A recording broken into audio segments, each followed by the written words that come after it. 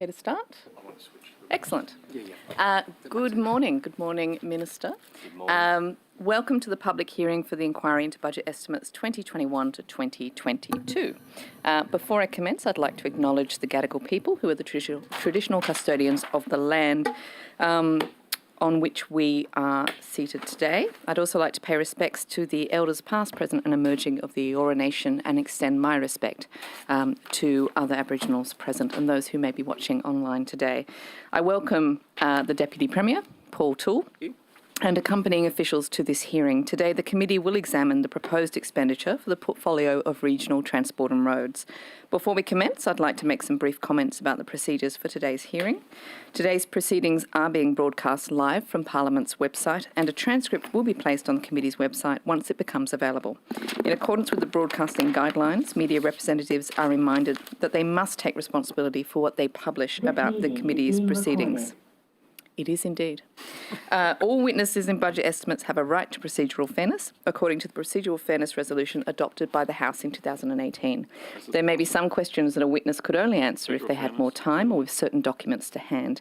In these circumstances, witnesses are advised that they can take a question on notice and provide an answer within 21 days. If witnesses wish to hand up documents, they should do so through the committee staff. Deputy Premier, I remind you and the officers accompanying you that you are free to pass notes and refer directly to your advisors seated at the table behind you. And in terms of the audibility of the hearing today, we do have witnesses in person and via video conference. So can I ask committee members to clearly identify who questions are directed to? And could I ask everyone appearing remotely to please state their name when they begin speaking? Could everyone please mute their microphones when they are not speaking?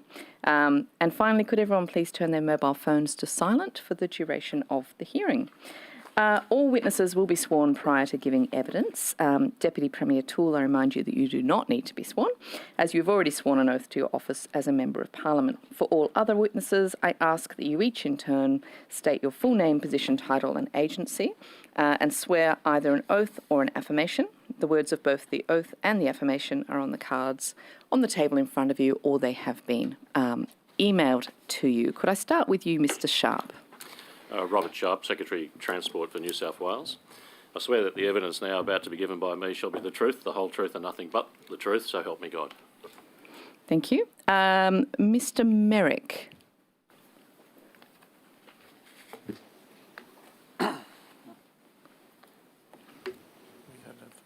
Yeah, Dale Merrick, Chief Executive New South Wales Trainer, Transport for New South Wales.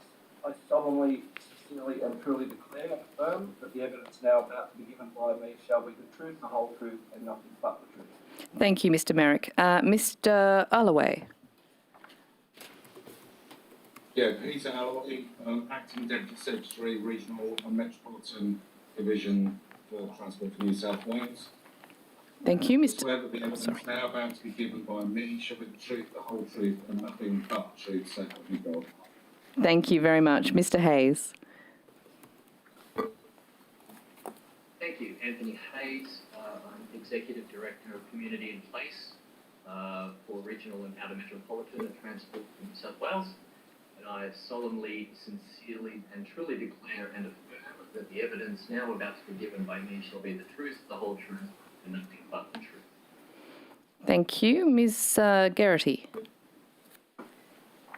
morning, Ms. Jillian Geraghty, Head of Regional Project and Quality Infrastructure in Place, Transport for New South Wales.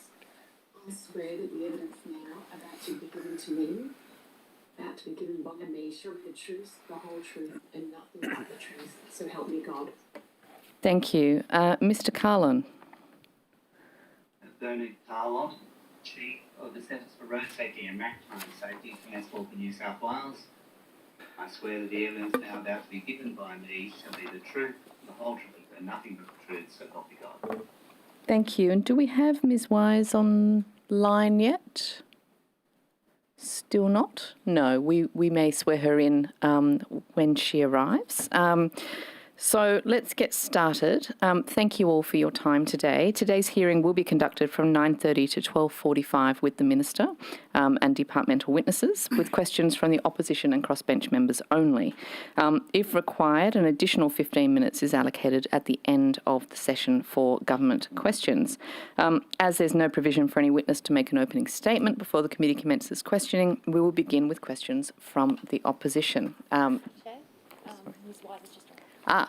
Apologies. Let's just swear Ms Wise in. Ms Wise, can you hear us?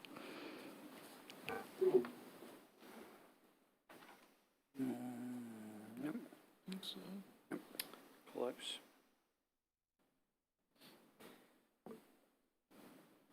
Just give you a minute to find the right button, I suspect. I don't think she can hear you. No, she can't hear us.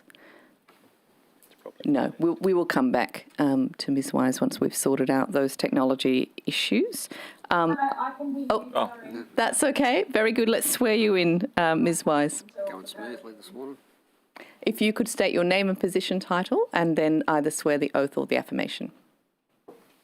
My name is Barbara Wise and I am Acting Chief Customer Officer in the Regional and Outer Metropolitan Division of Transport for New South Wales. I'm also the Director of Transport Partnerships in the Regional and Metropolitan Division.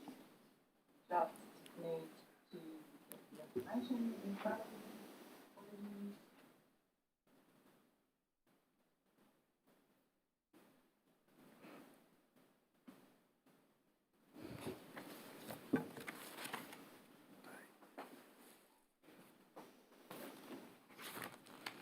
Would it help if I read it for you, Ms Wise? Yes, certainly. Are you taking the oath or the affirmation? The affirmation. Okay, if you could repeat after me. I solemnly, sincerely and truly declare and affirm. I solemnly, sincerely and Truly declare and affirm. truly declare and affirm That the evidence now about to be given by me that the evidence now about to be given by me shall be the truth, the whole truth and nothing but the truth. shall be the truth, the whole truth, and nothing but the truth. Fabulous. Thank you very much. And we'll start with questionings from Mr Veach. Yep, thank you, Chair. And Deputy Premier, welcome to the hearing. And it's the first chance I've had to publicly congratulate you on your elevation to leadership of the Nationals and subsequently the Deputy Premier's role. I'm certain you'll pursue that with enthusiasm and relish. Minister, can I ask you about Duns Creek Road? It was an election commitment made by the Nationals at the last state election. Can I just ask, so where is the land purchases up to with that particular road? Yeah, look, you know, in relation to that specific road, I'll have to ask if we can actually find it before the end of the hearing. Obviously, Absolutely. as a government, we're actually committed to delivering on all of our election commitments, whether that's road projects, bridge projects. That is something that we're very mindful of. I can tell you, as part of my team, what we do is we have regular meetings in relation to election commitments to actually understand the status and the position of those projects and where they are to be delivered. So as the Minister responsible for regional transport and roads, I can tell you we have a very vigorous and rigorous process to ensure that they are being delivered. Yeah, I mean, is that team you're talking about, that election promises team, is that within your office or is it within the department? It's actually in my office, but it's also in the department. Obviously, we're requiring certain steps to be undertaken for any road project. Sometimes with road projects as well, there have been councils that have had to actually do environmental studies. Yeah. There have been, obviously geotechnical work that has to be completed. There has been delays with some projects due to the fact that we've had bushfires, floods, and all of that as well. So all of that is taken into consideration for these projects. But So you've got to take Duns Creek Road on notice, hopefully get back to us at the end. Yep. So beyond the land purchases, essentially if you could take on notice, can we get a status report of where the construction of that road is actually up to? yeah, we can actually we can follow that up and provide something at the end. Thank If you. not, I'll be on notice. Now, Minister, I'd like to talk about Brown Mountain. It's probably a road you and I have travelled a bit going down south because that's how we get down there. But Brown, and we probably will be travelling it a fair bit in coming months, I dare say. But Brown's Mountain, it is actually a productivity bottleneck, Brown Mountain. Can I ask you, so what are the plans to upgrade the highway, the Snowy Mountains Highway, down Brown Mountain, or up Brown Mountain too, I suppose? Yeah, look, I'd have to take that on notice to find out exactly the status. But I mean, we have a number of road projects across the state, Mr. Veach, as you're very much aware of, and I think we've got the biggest expenditure in roads that we've ever seen. I mean, again, this year it's a record budget. We've got $9 billion. That is the biggest expenditure that we've ever had in regional roads and transport. I have to take it on status as to where that particular road is up to in relation to your question. But Minister, could you attempt to get us that answer by the end of the session? These are obviously pretty important roads to their community. Yeah, and we know that there's been, and Browns Mountain was one of those roads that actually has a lot of work that needs in relation to slope stabilisation. So it's one of those particular roads that is a key focus, but it also has a lot of work that is required because of some of those landslips that we've seen at various occasions as well. Yeah, so a part of the Brown Mountain issue is that whenever there is a slip or it's closed for whatever, the alternate routes have weight limits on them. Now, as you would be well aware, that becomes quite problematic for freight movement up and down that Snowy Mountains route. Is there any work being scheduled to address the weight limits, weight restrictions on the alternate routes? Well, no, I don't want to put any road in particular isolation, but I think what we've actually found with natural disasters is we are looking at, trying to create and build resilience into our road network. Not only is that about trying to make sure that there are, safe routes getting in and out of certain communities, but we actually have probably seen the most extensive damage to our road network with floods. And I mean, if we go back at the start of the year when we saw those floods, I don't think anybody could have actually foreseen the amount of work that is required to actually bring those roads back to pre-flood condition. Not only have we had landslips, but in some cases as well, we've had the roads themselves that have actually failed underneath. So in some areas, hopefully we improve them. Some of those roads are improved in some areas, in some areas, and look, as the minister as well, responsible for the importance of moving freight across the state. This is something that over the last couple of years with the pandemic, movement of freight has been a critical issue for all of us in transport to make sure that it continues to move. And whether it's that particular road or other roads, it is for something we're very mindful of. But particularly the alternate routes when it is closed, because I mean, any construction work on that Browns Mountain is going to take a while, and so those alternate routes, if there's weight limits, weight restrictions, becomes problematic for the movement of our freight. So if you could take that on notice, that would be good. I think Mr. Graham's about to bowl into some other stuff. Minister, thanks for joining us, Deputy Premier. I'd like to ask you firstly about the probably the signature promise that would have helped some of these communities like the relying on the roads that my colleagues asked about, and that's the roads reclassification. 15,000 kilometres from councils transferred to the state. We've had the first round, the priority round of that project, and a tiny amount of roads were transferred or reclassified. Just 5 councils out of 128 had roads dealt with. Maybe 400 kilometres of council roads were dealt with. When will the first transfer actually take place, actually become legal? When will that occur? Yeah, look, it's a good question, and look, I just want to point out that you're very much aware that this is a very complex process, and there was an independent panel that was actually established to go and engage with councils, and I think they've done a pretty good job in going out there and engaging with about 91% of councils through that process. And no one would have predicted that they had to deal with it during a period of COVID, so their online consultation has been extensive through this process. You are right. We have actually said that there are 2 rounds for this particular project. There would be a priority round, and then there is a main round. Yep. So the priority round is where the independent panel I'm aware of the process. The question is, when will the first road actually be transferred? When will it change hands? What is that date? Well, we're doing. That's what the community wants to know. Well, we're actually doing work now, and it could take a number of months for it to actually occur, Mr. Graham, as well, because I've said before, by the time it gets legislated and goes through the process, it could take 12 months for that to still occur. But this is actually fixing.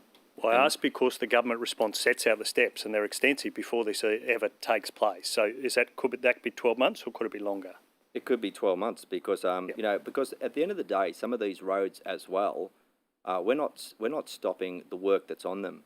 Some of these roads, like Armidale, Kempsey, for example, they've had road works where they've got natural disaster funding. They've also got funding through our Fixing Local Roads. Transport for New South Wales have been assisting these councils in still bringing these roads up to a better standard for those communities. And they will continue to do that work. So I don't want the community to actually think that because the road is going to be transferred, that the work is still not going to be occurring on some of those roads. We also know that with the but there's a priorities, desperate need in the community for these roads. I might Chair, ask I'm you just gonna about raise a particular road. Point of order. that's I'm going been- to just raise a point of order, Chair, if that's okay. Oh, Now, I yeah. was listening intently to the Minister's answer, and I know that it's happened on a couple of occasions now. He's trying to provide a very detailed answer to what is a detailed question, and he keeps being interrupted. I just asked that he be permitted to finish his answer in totality before the next question is asked. Thank you, He's grown up, Mr. if you can. Fang. I'm sure that Mr. Graham will now pay more attention to that so that we can allow the witnesses Thank to you, answer Chair. their question. So I might ask you about a particular road.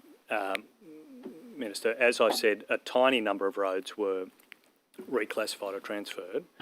One of those roads is O'Connell Street in Parramatta. What are you doing reclassifying roads in the city when this was a promise about the bush? This is the one hope bush communities have of getting roads dealt with, and your government is instead dealing with city roads. What's going on?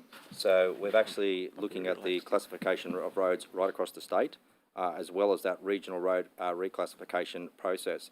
We indicated at the last election we'll be looking at taking up to 15,000 kilometres of roads, and Yeah, from the regions. So I have to, and that's correct. And this and is I, and I news have too. to say, Mr. Graham, it's a bit rich coming from you when it was the Labor government that dumped thousands of kilometres of roads onto councils overnight. And that has actually Thank you for the history costed lesson. councils I'll ask you millions about of another dollars. road. I'll ask you about with another no road, support. Schofields Road. What we are doing South is providing Street. Order. support to those councils to be able to I'm asking you- improve those roads in those areas. And that is- Schofields Road and South Street in Blacktown. Why is this part of your 15,000 kilometre signature promise to the bush? You're dealing with these roads in Blacktown. Why are they being transferred? Well, no, Mr. Graham. I Oh, will yes, say to you, Minister. No, sorry. What you did last time you were in government, you No, dumped. I'm asking about your Point of order, program now. point of order. Okay, order. I'll hear the point of order. Look, again, just taking on from the point of order of the Honourable Wes Fang, the Minister is trying to provide an answer to Mr Graham, and Mr Graham is constantly running over the top of him so that the Minister can't answer the question. To the point of order, budget estimates has a tendency to be robust. The Minister's a grown-up.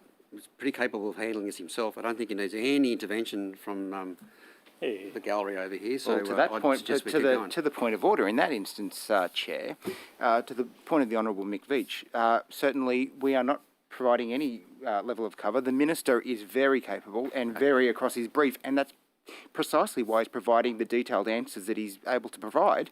Mr Graham obviously doesn't like the answers, which is why he's talking over the top of him, and Okay. I'd ask him to stop and you to call him to order.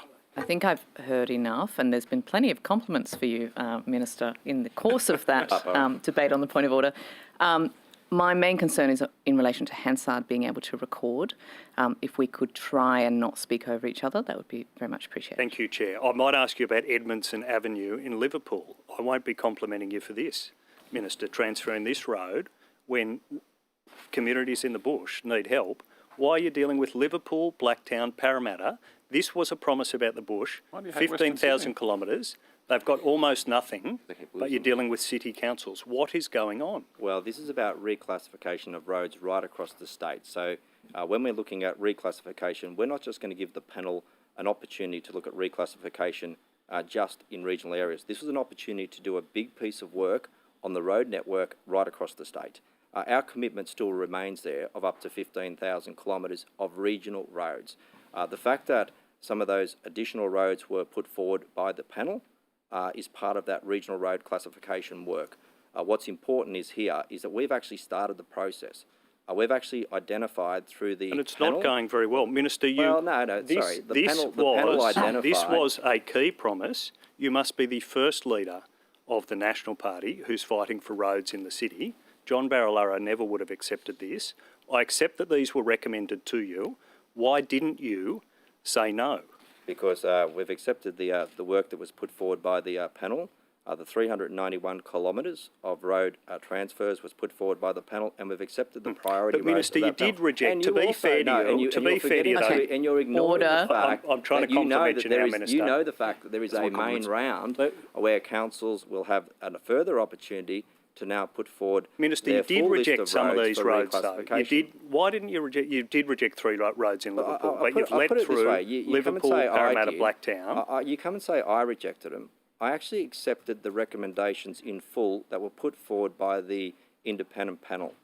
I accepted the work that was put forward by the panel. Now, if I change that, you'd be sitting here accusing me of actually then tampering with the Well, process. you did change What it. I The did government, wa- the what I government did process was- did. what I Minister, did I was have actually- to stop you sorry, there. what I The did government was- process did actually reject Let some the of these minister roads. explain. You understand there is 3 a- roads in Liverpool were rejected. You agree with that, don't you? Well, some of the roads also put forward by the independent panel were also saying that some of those roads should be considered as part of the main round, and that's exactly what has been put forward through the panel, and as part of the main round, they'll be considered in that process. Let me ask you specifically about Dungog. Big promises to I'm Dungog glad you Council. mentioned Dungog. Big promises to Dungog Council. Strap in. How'd it go in So Dungog? they have not a single state road. They need help. Why have you prioritised Parramatta, Blacktown, Liverpool ahead of Dungog, the things that the department and the panel have recommended to you, ahead of a bush community that needs help? Why did Parramatta, Blacktown, Liverpool Yeah, come and first? I've met with the Dungog Council and I've met with the Dungog Mayor, and I'll tell you, it's the hypocrisy of you guys that actually took away that road from that community. You actually made a decision to actually dump the maintenance costs back onto that council with absolutely no support. What we as a government have done, we've provided to Dungog Council just in the last 12 months, almost $22 million They're nowhere on this in list, roads Minister. and bridges. They're nowhere on We've this list. also announced only a few months ago another $25 million in roads. You know, we as a government are supporting councils at a level that they were never supported previously. You can come in here and you can actually accuse us of actually putting certain roads in and out, but you were the actual guys that made the issue and the problem. I just want to know why you're the first leader of the National Party fighting for roads in the city. I've never seen it before. I can't imagine John Barilaro doing it. There are orange. The department is laughing at the fact that you have ticked off on these roads. No, These were Okay, order. Completely. Sorry, if we could just come to order. Hansard cannot possibly be recording what's going on here. If we could avoid talking over each other, if we could avoid the interjections, that would be very useful. Minister, the original timetable for this had the full round opening in March 21, closing in May 21, and reporting in July 21. It's now dramatically late. When will this actually be completed? Yeah, look, and as you're aware, we've had a little thing called COVID that has actually made it a little bit difficult. When will it be completed? For the independent panel, and as I said at the very onset, I think they've done a pretty good job in actually engaging with councils. I mean, I know that their preferred option would have been dealing with it with councils face to face, and I think when you have a look at the opportunity where they've been doing online work with those councils and providing their feedback through that process. Yes, it has been a little bit longer, but I also make the point here. We just want the until we date, actually, Minister. so I make the point, until we actually knew some of the roads as well, we also then had to put a budgetary bid in through our processes as well. And what's important here is the fact that we've also through the government, we have $250 million to actually support the changing of these roads, but that'll also be $250 million that'll assist with those costs in actually bringing those roads up to a standard and ongoing maintenance that's required in those areas. So not only have we reclassified the roads, but we've also got significant investment to actually go along with the process. Well, that funding's interesting. Last time you were in front of us, Minister, I helped you out with one of my GIPPers relating to the block and repair grant, which apparently had been sitting in the department for about 12 months, and the day it come to me was the day it went to you as well. So have you now had a chance to read that report, Minister? I have. And are you able to provide a guarantee to the councils that they're not going to lose funding as a result of that report? It's not in line with the government's position, and therefore no action will be taken in relation to that report that you and I have both seen. Okay, Minister, were you the catalyst for the generation of that report, or was that created internally within the department? It was created internally. It wasn't something that I was aware of until it was raised very late, and then something that I have looked at, something that the department has briefed me on, and obviously, as I said, it doesn't fit in line with the government's position, and it's something that we're not pursuing. And have you made it clear to the department that it's not optimal for the Minister for Roads to find out at a budget estimates hearing about a report that the Shadow Minister is hanging on to? Absolutely. So, those are... Embarrassing? Was that embarrassing? Oh, look, there's a lot of reports, and it was done, before my time as well. So I do make the point that it's something that, the department very clearly understood from my point of view. Would have been nice to know. I was disappointed, but also the fact that it's not in line with what I want to do as the Minister for Regional Transport and Roads, and therefore it is something that is not going to be But you can guarantee that the councils are not going to be worse off as a result of that block. Councils won't be worse off. Mr. Veach, councils are way better off. I mean, when I travel to every council across the state, what they tell me is, thank goodness, the investment that we are seeing. We have never seen so much money going into roads and bridges across the state. I've got councils that are actually struggling to be able to deliver the projects where they've received funding, and I think that is actually a good thing to happen. It's actually supporting council workers, it's supporting jobs in those local areas, it's supporting contractors and you can guarantee those council workers in road crews all right across the state are not going to be losing their jobs. They continue with the jobs, and those RMCC contracts, those grants are critical for our workforces in our regional communities, and I've always put a focus on jobs in the regions, and even through the previous discussion on road reclassification, one of the things was always about having a high focus on regional jobs. Yeah. Now, Minister, the Fixing Country Roads program, you're talking about freight before we were discussing Browns Mountain. Keep forgetting, yes. There's $80 million was transferred out of that program to Restart New South Wales, as I understand it. Why did you allow that to occur? It's actually so it's money that actually we will be have back, and we will be going out for a future round for Fixing Country Roads. That $80 million internal loan, essentially. Internally, absolutely. So we will still be honouring that commitment of the $547 million, which is part of the Fixing Country Roads program. We all know how critical that is. We know how important it is for that last mile and that first mile, importance about moving freight. In some cases, it has been a great program, but we also know that looking at capacity of councils, we've got to be very mindful and very careful that they've got the ability to do a lot of the work right now. So it's about ensuring that... So is that sorry, I don't want to...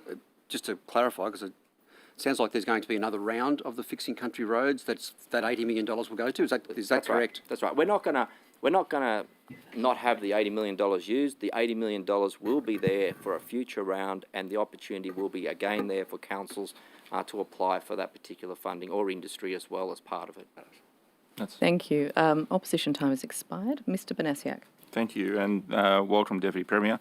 Can I just go to road funding for some of these roads that have been damaged by floods, particularly Narrabri Shire Council, particularly Melborough Road. Now, it's been 18 months since that first flood in February 2020, and no real work has been carried out. And the Mayor was on the radio in June 2021, and he stated that there was 50 claims that had been processed out of a total of 360 claims, and the work couldn't be done on those 50 claims that had been processed until all of the 360 claims were completed. Is that correct, that they have to wait till all of the total claims are processed before they can start work on the ones that have been?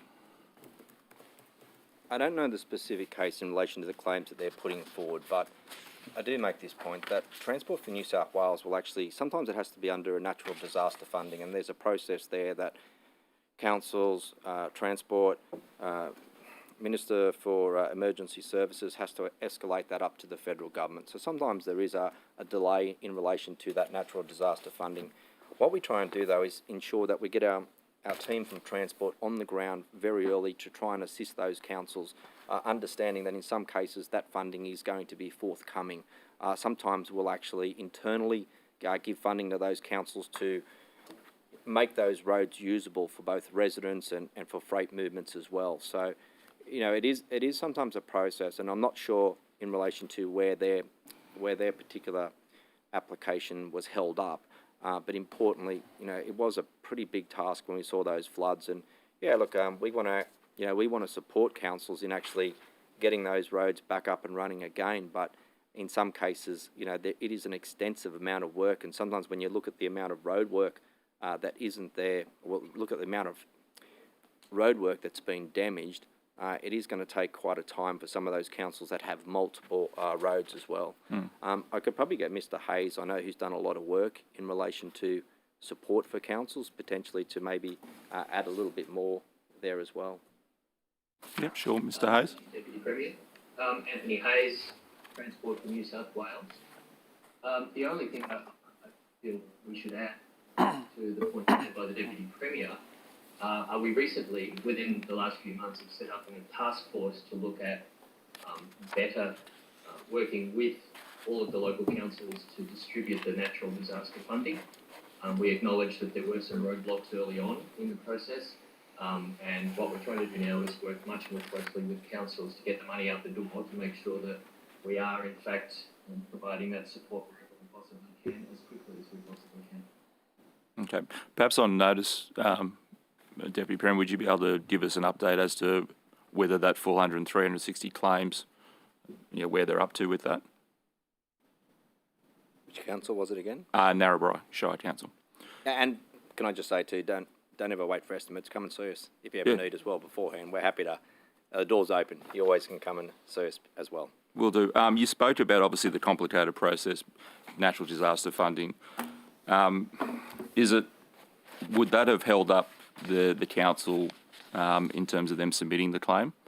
Because obviously you had the floods in February. They didn't actually submit the claim to 9 months on. Obviously there's some extensive work they had to do, taking photos, etc. Is that an average time for submitting a claim, or is it seems a fairly long period of time to actually submit a claim? I would hope that Transport for New South Wales processes aren't that complicated. I would say that for a lot of councils that I meet and have a look at when there are natural disasters, that does seem like a very extensive period of time, and certainly in my experience it doesn't normally take a 9-month period for applications to be put forward. So again, whether it's the length of the road network, but I would have thought that they would have had the opportunity to put forward applications even in different stages for various roads before that 9-month period was up. But again, we'd be happy to help. We're actually happy to help councils through this process. We know that some councils find it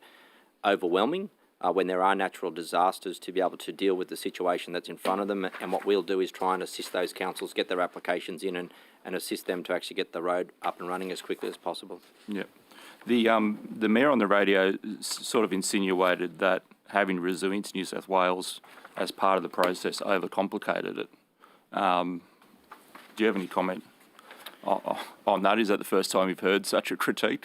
Look, we work with Resilience for New South Wales as well, but, I have to say that from and that's probably, an important question, but it's probably not really appropriate for this portfolio today. But what I want to do is to make sure that we have processes in place to be able to assist councils as they put forward their applications. I think we all understand that, when a natural disaster occurs, some councils aren't prepared. They're actually caught on the back foot. So what we want to do is to be able to assist them to actually provide the necessary measures to reopen those roads as quickly as possible. I mean, the communities rely on it.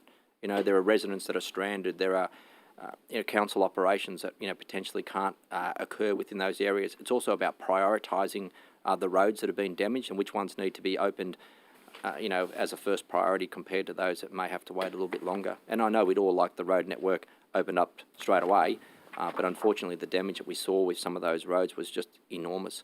And when I travelled it, and I'm sure you have as well in some of those areas, it was incredible just to see how much road was taken away in some cases, and even those landslides. And sometimes people think that, it's only getting a couple of bulldozers in there and cleaning up the mess, but just the slope stabilisation work that's required and having to make sure that there's no trees that are putting a risk to public safety also includes a lot of complexities in relation to that. Yeah. And do you, in terms of the extensive work that has to be done, does Transport for New South Wales, I guess, keep a record or keep a track of where each of those projects are up to, and so there's a bit of oversight in terms of you don't just throw the money out and say go for your life. There's actually some measurements. Yeah, I mean, there are, and I'll get Mr Hayes to answer in a moment, but there are transparency measures if there is funding that is given by Transport as well. Sometimes it might even be support up front, and then we'll actually get the money when it comes back through as a natural disaster funding. So it's about trying to ensure that those roads open up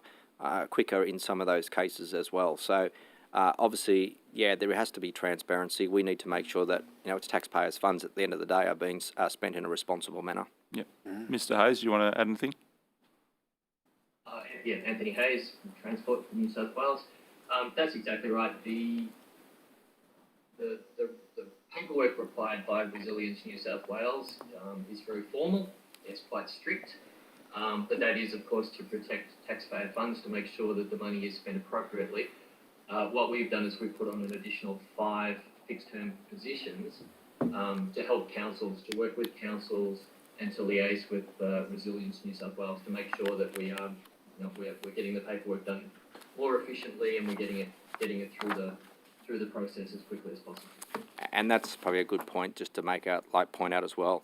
We actually put 5 targeted positions on across the state to actually assist councils because we knew that they were actually not sure where they had to go. So we had like an engagement officer that's been set up as part of Resilience. So they're actually the go-to person for our councils to be able to work out the processes that they have to go through in putting forward funding applications as well. Okay. And do those 5 people have set geographical?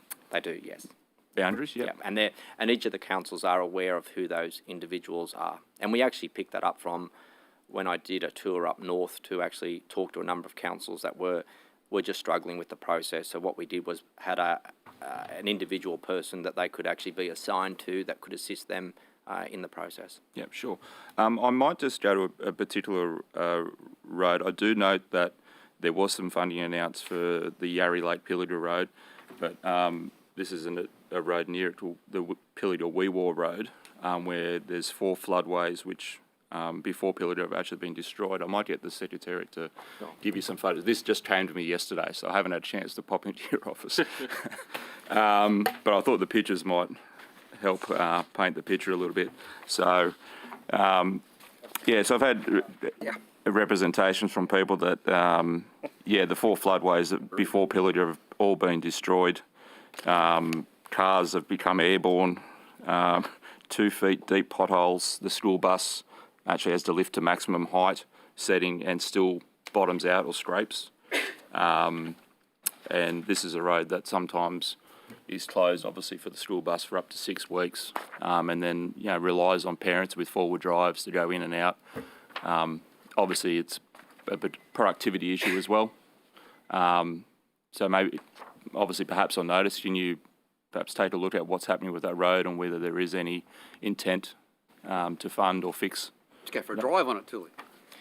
Oh, hairy legs like that, mate. Someone's photos, I don't know. No, they're not my legs. I recommend you drive slowly, though. That's my time. We'll take it on notice and come back to you if we don't have it at the end. Yeah, no, okay. Sure. Right. I don't think my questions will be as entertaining, unfortunately, and there are no pictures. I just wanted to ask you, Minister, about the new proposed rail trail for New England. I understand in the Glen Innes area. I just wanted to ask you sort of when we should expect to see legislation being proposed for that, and whether there has been sort of consultation on that with local councils. Yeah, so rail trails actually, the only part I have under rail trails is actually the closing of lines. So it actually sits in my new portfolio as the Deputy Premier and Regional New South Wales. So rail trails actually sit under that particular portfolio. That consultation would need to all take place.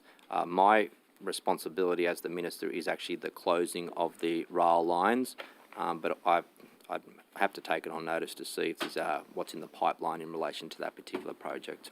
Thank you. That would be very useful.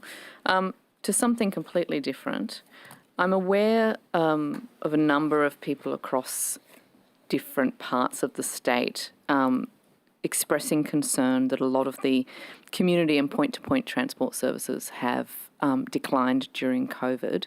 Do you have any data as to what that decline looks like and any plans to make sure that people are able to get from A to B by community transport or by taxis or some other method. Yeah, look, we have, and I might ask Ms Wise in a moment to add some additional information here as well, but there's no doubt that the point-to-point industry for us during COVID was still critical to operate. And I think what we've done is put a lot of measures in place to ensure that the community had confidence in using these services. So whether it was community transport, whether it was taxis, whether it was looking at innovative ways around courtesy buses providing transport in our communities, we wanted to make sure that those services continued. We also had vehicle sanitisation bays that were established around the state to put in additional cleaning, and I know that a lot of our operators did that as well. But we did see, pretty good use of those services even during COVID, because we've got to remember there are a lot of folk in our communities in regional areas that still rely on those services. They still rely on those services for medical appointments, to go shopping, to actually, I suppose we had less social outings, but where there was those events that occurred in those communities, it was something that we wanted to make sure that we supported the industry. I've actually, even only like probably 6 weeks ago, again, I actually met with community transport to talk to them about how they were going, what things they may need for support. We know that some of it's federal government, under the federal government support that they receive, but they are a critical service in our communities. And yes, we may have seen a decline, but on top of that as well, we also saw that they were a critical service to continue to operate. I don't know if Ms Wise has any data or information in relation to actual, data in relation to where they may be at that point in time, but we do know that with people starting to move around and mobility increasing, there is an increase in both of those services at this point in time and continuing to grow. Thank you. Perhaps I could ask Ms Wise. I am interested in what I'm trying to get a handle on, I guess, is the numbers of particularly taxi drivers in rural areas who found that they were unable to continue operating during the COVID lockdown, and making sure that they are now able to, I guess, reinstate their services. Do you have visibility over that? Thank you very much for your question. I'm Barbara Wise, Executive Director, Transport Partnerships Transport for New South Wales.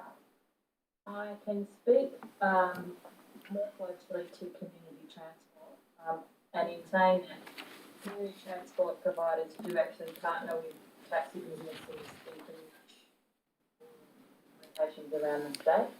Between 10 and 20% of all community transport work is actually contracted out to taxis, so via vouchers or other arrangements.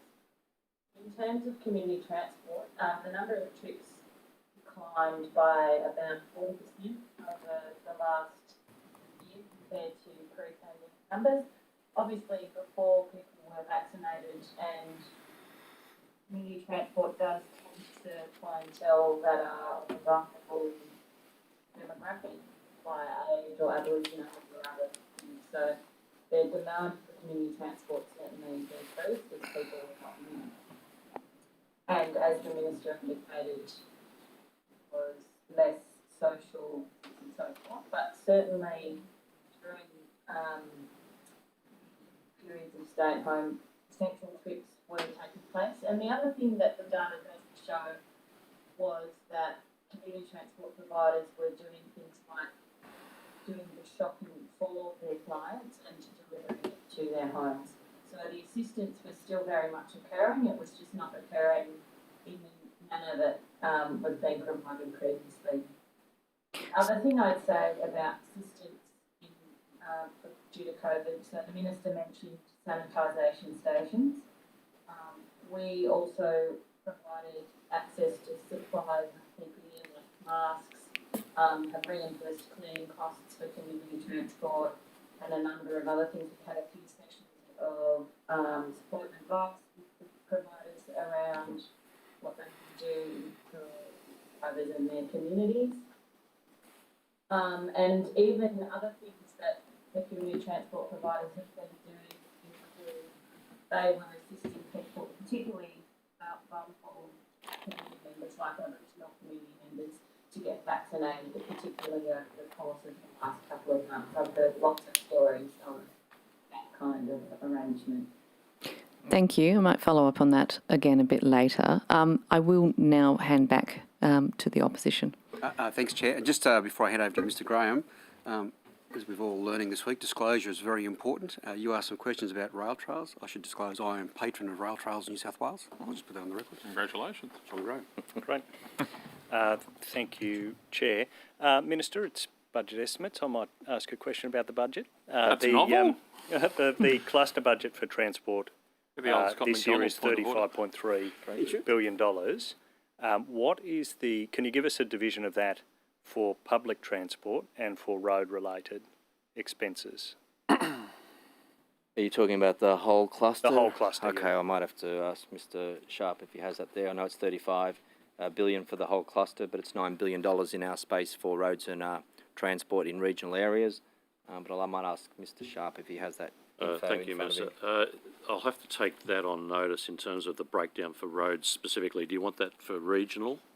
No, so I'm happy for you to take it on notice. If you could give us the breakdown for public transport and for road-related expenditure of the cluster budget. And Minister, I think you've answered another question I had. So what you've just given us is the regional breakdown, have you, of that cluster budget, that $9 billion figure that you just referred to? Correct. $9 billion is the regional roads and breakdown. transport, yes. And I presume that's regional areas as defined by the Restart New South Wales correct. Fund Act, which is generally the division. Minister, that's just 25% of the money spent on transport. As a National Party leader, as the regional transport minister, why isn't it higher? Are you embarrassed that it's just 25%? Again, you know, John Barilaro's made a hero of himself in the bush, fighting for a third of all the funding. Why is this just 25%? Why have you accepted that? I'll tell you what, I'm pretty pleased when it's a record investment in regional roads and transport. I mean, this is the highest investment that we've ever seen in regional roads and transport. It's something you guys could just dream of. You were never even close to actually delivering this amount of money into the regions. And when I'm talking about $9 billion, you know, last year was around $8 billion. And, you know, what we're seeing here is an increase in the funding for our regions. And, you know, this is going into roads, it's going into bridges, it's going into public transport, it's going into our services in our communities. That it's just and this is actually, this is investment for road projects that we are delivering.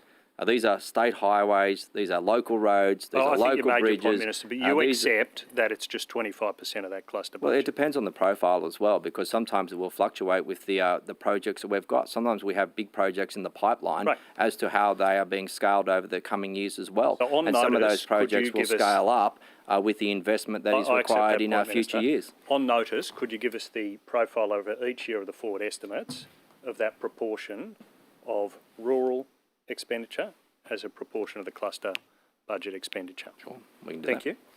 I might turn to the issue about mobile speed cameras, which has received some attention in the media and the Parliament. This is the issue where one of two contractors who commenced as the number of mobile speed camera enforcement hours jumped up to 21,000 from the 1st of July this year. One of those contractors, it turns out, had few cars, few cameras, but they had employed Troy Grant, and they've struggled to deliver the hours they were contracted for to the state. When did you become aware of this issue? Were you briefed, and when were you briefed? Yeah, look, I was made aware of it after it already occurred, and I have to say I was quite disappointed that I didn't actually find out earlier in relation to in the southern part of the state that the speed cameras weren't in operation. So I know that in relation to that particular point, you know, I was quite disappointed when I had actually heard that that hadn't been occurring. And when did you hear that in the end? I recall several months ago now, a couple of months ago it might have been. Yeah, perhaps if you could take a more specific date on notice. Yeah, take it on notice. Thank you. When this was raised, and it was raised at budget estimates, departmental officials called this rotating enforcement. They said this was part of the anywhere, anytime detection process. They called it a random allocation of mobile speed cameras across the state. Do you agree with me that that is wrong when we've seen speed camera fines drop to zero in Queanbeyan or Wagga or Bega or almost zero on the Princes Highway? This isn't rotating enforcement, is it? That initial description was wrong. Look, in hindsight, in finding out how it occurred, I would have probably initiated it very differently. But I do want to make the point that, these cars are out there trying to save lives at the end of the day. These are actually trying to get people to slow down. We know that speeding is the #1 killer on our roads, and therefore, I actually, expressing my disappointment to the department, they also know that it should have been considered in a different format to ensure that an equitable spread was given to ensure that those areas also were protected.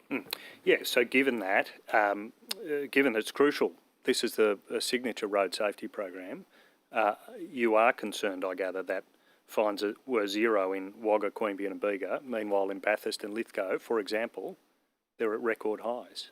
That is of concern to you, I take it. Do you know what? I actually wish they were zero everywhere. Even if there was cars there, I just wish people would actually do the right thing on our roads. Well, not zero enforcement, surely. You hope that people wouldn't speed, but you don't hope for zero enforcement. Well, but that's what's happened. Do you know what? I'd actually hope that we wouldn't collect one fine at the end of the day. I'd be happy. Well, your hope has been delivered, I'd be Minister. happy to go to Treasury and actually say that has been the result you mentioned of this failure. You mentioned other areas, but do you know what? I'd rather go to Treasury and say, you know what? I need funding to actually go into additional funding for roads or whatever for safety works, because at the end of the day, it's about saving lives. And, when I hear some of those stories of people that have actually been involved in crashes, when I hear some of those stories that of people that have actually been involved in incidences or where they've had family members that have been lost due to speeding on our roads, I mean, these are pretty horrific stories. And for all those reasons, it's important to get the program back on track. I put some questions to your office, so they didn't come as a surprise, just about, we're told this will be back on track. Yeah.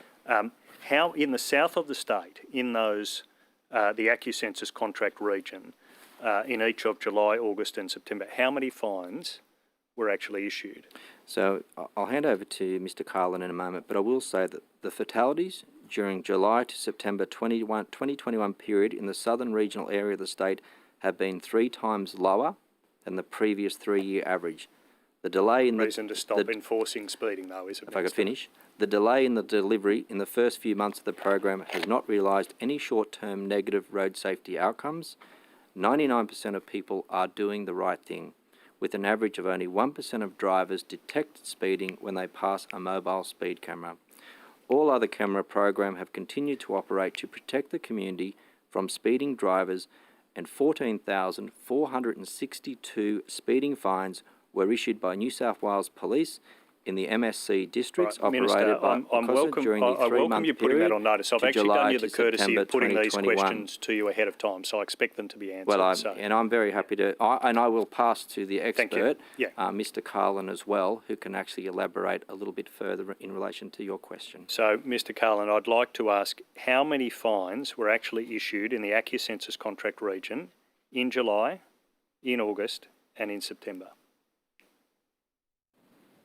Alan, thank you for the question. I actually have a more detailed outline of what's actually been delivered. So I don't want a more detailed outline except on notice. I want an answer to the question I forwarded a week ago to the Minister's office. I have the answer to that question, so if I could just go through this information. No, I would like the answer to the question, please, Mr. Carlin. He's got the answer. He just said that. So, due to code, so I'd just like to clarify as well the statement made earlier. In the previous budget estimates, we did clarify when we came back that in fact the reason for the supplier not being able to deliver in that region was because they were affected in their supply chain in actually being able to establish centres, have vehicles, do training and get the people on the ground due to the COVID restrictions that were in effect at the time. Mr. Carlin, I'll draw you back to the question. How many fines were issued in July? Let's start with July. So additional enforcement, active management speeding drivers, they're going to be delivered in the north of the state, as you know. 7,000 hours of enforcement in both August and 7,000 in September by the contractor Redflex. As at 24th of October, Redflex has delivered 6,000 hours of enforcement for October. And Redflex is on target to reach their contracted hours of 12,700 a month by the end of the year to protect community from speeding drivers, as the government announced. So due to the impacts of COVID Delta virus and also lockdown, ACCU census were significantly impacted, delaying the rollout of their enforcement. They were able to commence enforcement in the southern Sydney region from the beginning of July, the southern region in August, and the southwest in September. So as at the 24th of October, ACCU census have delivered over 4,000 hours of enforcement for October. Hours of enforcement for September had reached 2,700 hours. By the end of September, they were operating at a rate equal to the enforcement levels for the southern areas of the state in recent years. So more than 11,000 penalty infringements have been issued for offences in the southern areas since July. ACCU census again is on target to reach their contracted hours of 8,300 by the end of the year, as announced by the government. The penalty notice data, which is available at Revenue New South Wales website, which I understand is updated each month.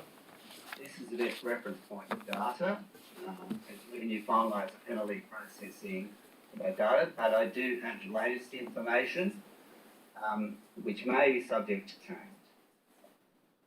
And that is that 884 penalties were issued in July, just under 4,000 in August, and over 6,500 in September for enforcement hours delivered by ACCU census. That's 11,000 penalties issued in that 3-month period from July to September. In July, most of the enforcement was in Sydney South at 154 penalties issued, while 30 were issued to drivers in the southern region. In August, 3,860 motorists in Sydney South were issued with speeding fines, while 135 issued in the southern region. In September, almost 6,000 were fined in the Sydney South, 292 in the southern region, and 280 in the southwest region. I believe these numbers are close to final, although, as I mentioned, they may be subject to change. On the hours delivered, in your question, the census delivered 1,400 hours in August and 2,700 in September. Additionally, I can advise that up to Sunday, the 24th of October, they have delivered 4,000 hours so far in October, and will deliver more than double September's hours by the end of the month. There's been a significant rebalancing of hours across the regions, and so ACCU census has delivered more hours in each region so far in October than were delivered in June, in last year under the previous contract. The southern region, which is up from 502 hours to over 1,200, and the southwest region, ACCU census has delivered over 800 hours compared to 178 hours last month. And this demonstrates significant progress in coming out of lockdown and the impacts that lockdown had on their capacity to deliver under the contract. And to just make it clear again, it's been announced several occasions that the mobile speed camera program, the hours would be ramping up over the 6-month period to reach the 21,000 hour total by the end of the year. Great, thank you. And I might just thank you for that answer. That does answer the questions I've put to the Minister's office, and I thank you for that, Mr. Cullen. Can I just get you to repeat, though, the one I missed in that long list of numbers, which is the actual penalties in July that were issued by AccuSensus. Can you just repeat that number? Yes, let me just find that detail here for you. In July, most of the enforcement was in Sydney South at 854 penalties, and 30 were issued in Southern region. Right. And so you, having run through that data, you agree now, Mr. Cullen, that there was no enforcement in the southern region of the state or the southwest of the state in the month of July, and there was no enforcement in the southwest region of the state in August. Yes, as stated at the previous estimates, where we clarified that due to those impacts on the supply chain for AccuSensus, they were unable to deliver enforcement in those regions. They were unable to establish their depots because of the restrictions, and that's the case, yes. Thank you. So Minister. we identified, they're on track now. Thank you.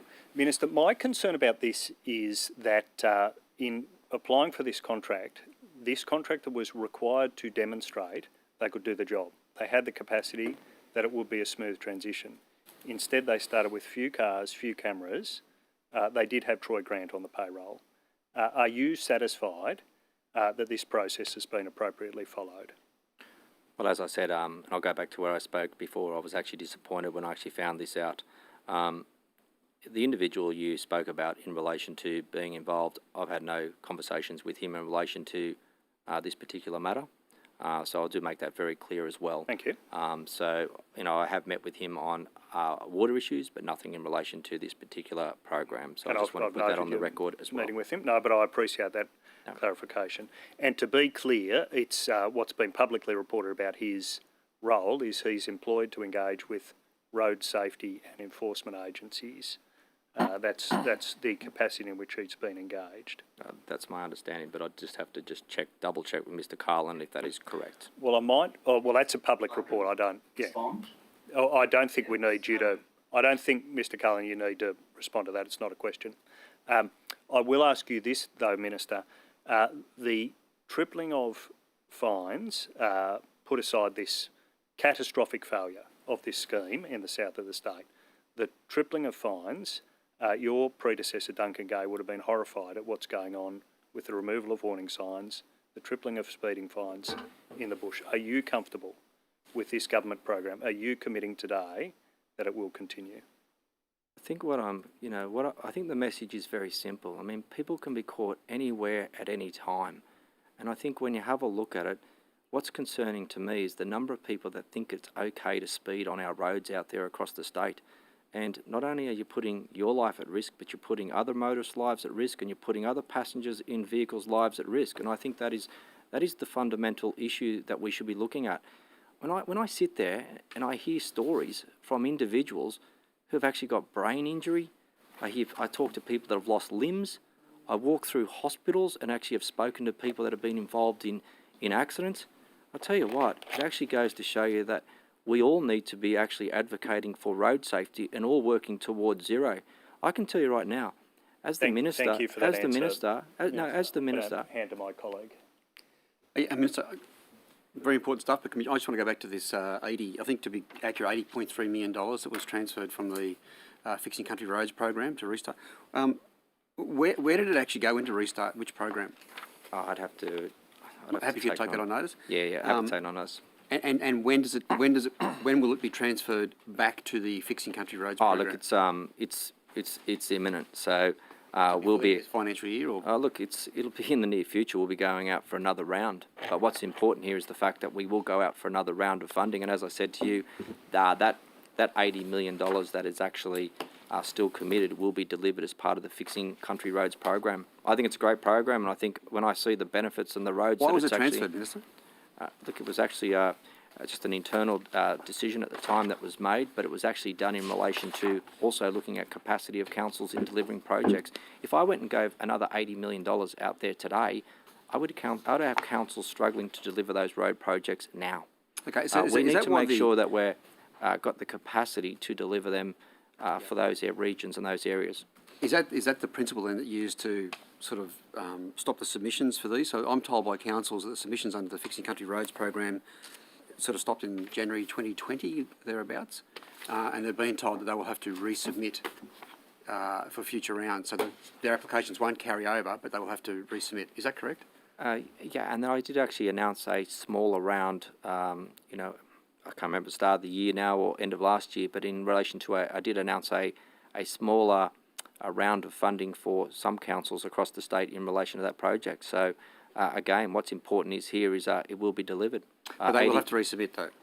That is my understanding at this point. They will be reassessed because you've got to remember some councils also will actually need to put applications in where they do say it's dependent on receiving equal funding from the federal government. So they will have to actually also submit to the federal government for some of that funding. So it's not only entirely reliant on state government putting funding forward, they also do in some cases are reliant on going to the federal government for some of that funding as well. Maximising their opportunities and possibilities. Absolutely, and I think that's a good opportunity. That, Minister, having councils to resubmit is actually adding to their workload that you just talked about you were giving consideration to? Well, I think in a lot of cases, you know, they'll probably be resubmitting the same road. So a lot of that application and a lot of that work has already been done. So therefore, for many councils, they won't be starting from scratch again when they're putting forward an application for funding through that Fixing Country Roads.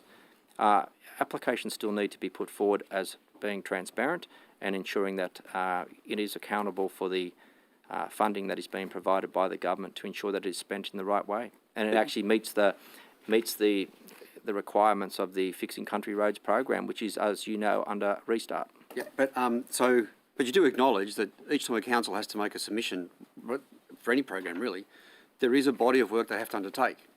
And previously, you said you were, mindful of the level of work that councils are currently under. I mean, but you and I have both been on council. Would highly recommend it for everyone. We have an understanding and appreciation of the workload that's required. Would that be correct? Absolutely. I understand exactly what is required from councils, and that's why, we've streamlined processes as well through a number of our grants programs to try and make it as simple for councils to be able to put forward their applications. But there are still measures and, checks and balances that need to be addressed as part of any application put forward by those councils. And again, it could be dependent on where councils may be at the time of the cycle in relation to funding from other sources as well. So those councillors who made a submission back in January 2020, say, have been told they've got to resubmit.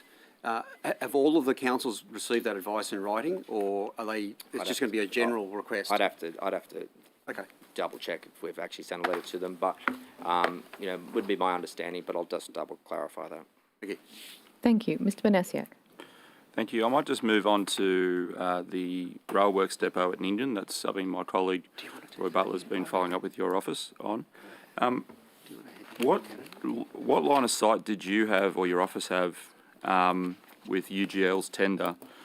My understanding is they actually put in the tender that they would be shutting the yard. Were you aware of that before the tender was successful? Look, for any tender, it's appropriate that the Minister is actually not engaged in the process. What I do understand is when we're talking about the country rail network, we're talking about maintenance of the rail network for the next 10 years, and safety's got to be the number one priority. So it was a competitive tender. There were a number of players that put forward their submissions. That is assessed by Transport. What I will say is, as part of the requirements for that particular tender, it actually put a strong focus on regional employment. Now, I understand in relation to, after the tender had been put forward and considered, that there was a number of changes that were going to be made at Nyngan. What's important here is the fact that there was 295, I think, employees under John Holland, and UGL were required to actually take them all under the umbrella of UGL.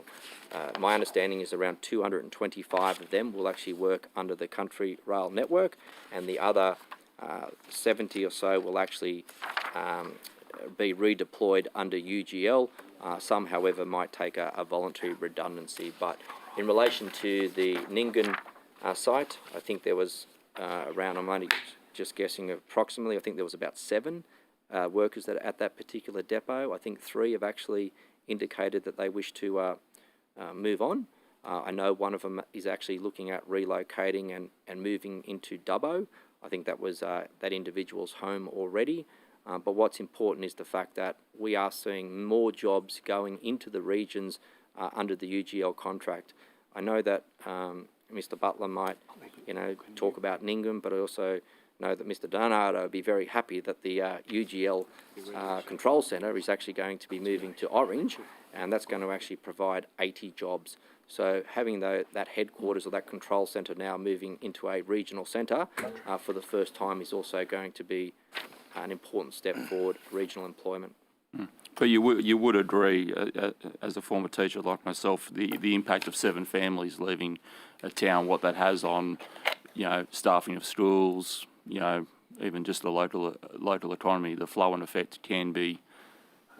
Absolutely, and I think I know that Transport have actually spoken with UGL about their operations and where workers may be engaged and employed through the process. But again, it's a tendering process, and if I as the minister was to interfere, then you'd be asking me very different questions today as to how that tender process was awarded. So look, I get it and I understand that, but what I also focus on is the fact that there are more regional jobs coming out under the UGL contract for the next 10 years to actually administer and maintain the country rail network. Okay. So there was never a contract variation considered to shore up those 7 people remaining in England to some degree?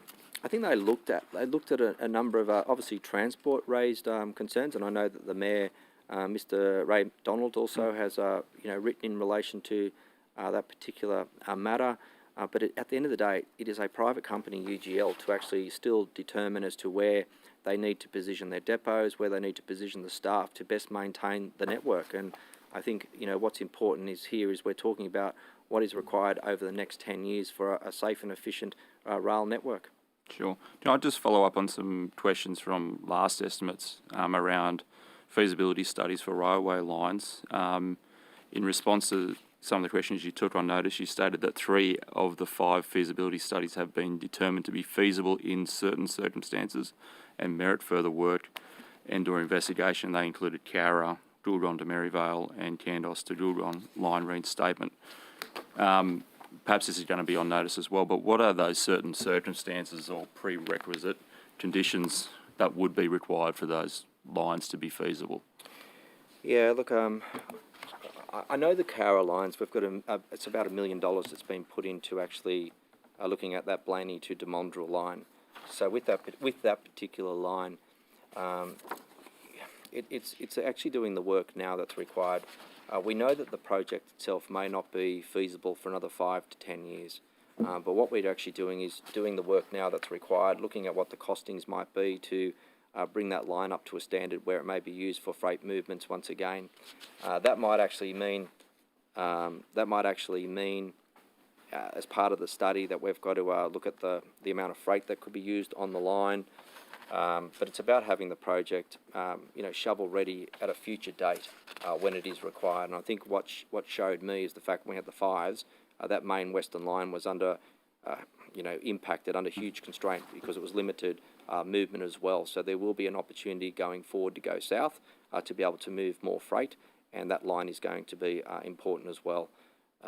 Should never ever have been closed. Should never ever have been suspended, and I publicly spoke against it at the time. Yeah. So and there's a lot of work. I've actually walked the line, as well with the mayors in that particular area. So it's an extensive amount of work that will be required to actually open that line. But again, I just want to make sure that the work is done. It'll take a good 18 months probably to do, but it's about making sure that the project, when it is feasible, is ready to go.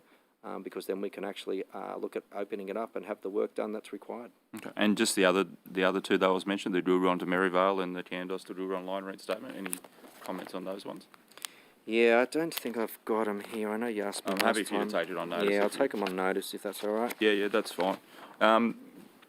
Also, in terms of previous estimates, questions I noticed you raised the $56 million to improve safety of regional students through the Rural Regional Bus Seatbelt Program. Yep. And that had a completion date of 2021 in terms of replacing old buses that needed seatbelts installed and essentially replacing seatbelts in other buses. Where are we up to with that, given that it's probably 2 months out and obviously COVID might have had an impact on that as well? Or? So the briefing I got from the department only recently actually says that we're still on target to actually reach the seatbelt instalment program by the end of the year. Okay. So I think, so those dedicated school bus runs with the safe seatbelts retrofit program is actually on track to be delivered. Okay. So even if it's not at the end of the year, it would be very early in the new year, but it's still looking on target, which is promising. Okay. I'm just looking for how much time I've... How much time? 3 minutes. Okay, I might just start with some questions about Tamworth Regional Council and their role as an RMCC contractor. Over the years, the department has received emails or correspondence from concerned constituents about Tamworth's inability to adhere to standards around roundabouts and intersections, particularly around placing things that block line of sight. And obviously, you might have seen some of this because it happened in 2015 and 2019. But it seems we continue to have this issue where Tamworth Council is placing hazards such as high hedges, large trees, blocking line of sight. What role does Transport for New South Wales have in making sure that a local council actually adheres to Australian standards when it comes to traffic device construction?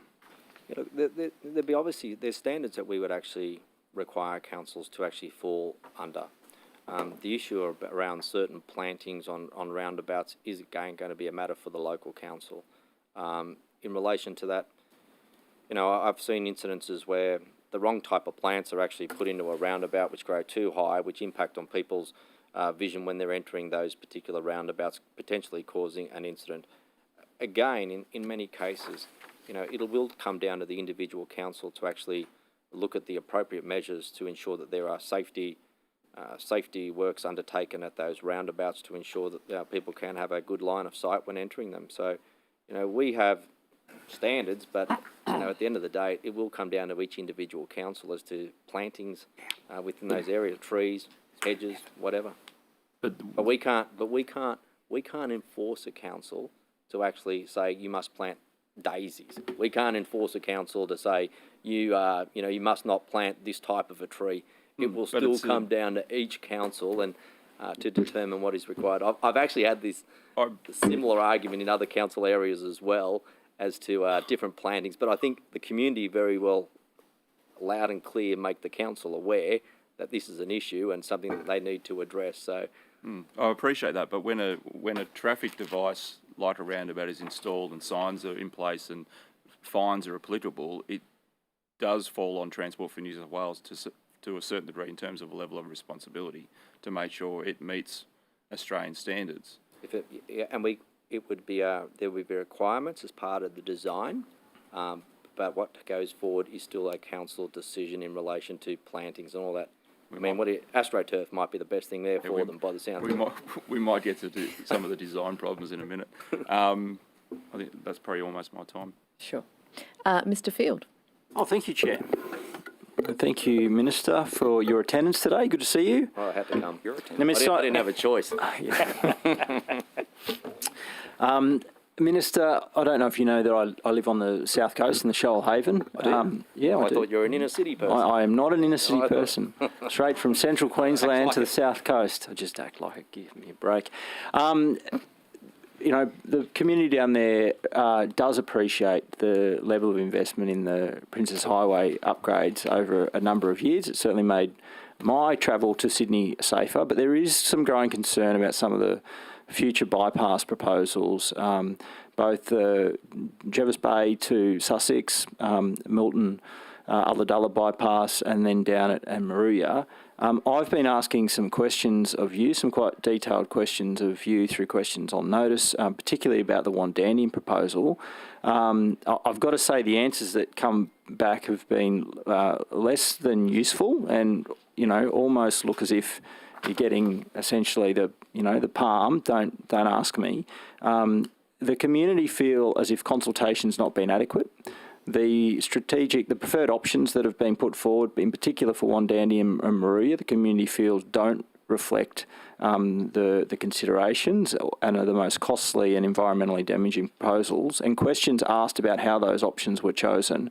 Largely, we haven't gotten the answers. So I'd like to ask in the first instance, why the barrier to answering some simple questions about those preferred corridors? Well, first of all, with the Maruya bypass, I mean, obviously the preferred strategic corridor was selected in May of this year.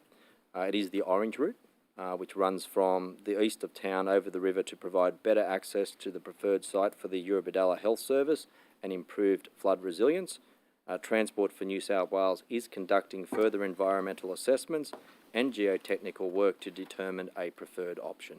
So with regard, the hospital is one of the key considerations and concerns of the community. If you're coming from the north, which mostly you will be if you're coming from Batemans, you've got to ride 2 kilometres past Maruya, get off the new bypass and then come back 1.5 kilometres to get to the hospital.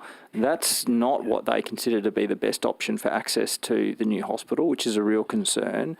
There's also concerns about the environmental impacts. I guess the way some of this could be sorted out is if the actual inputs into the corridor, preferred corridor outcomes were made available. So I've asked specific questions about the value management workshop that was conducted for Wandandian, and also the strategic corridor option report, the background documents that were considered at that workshop.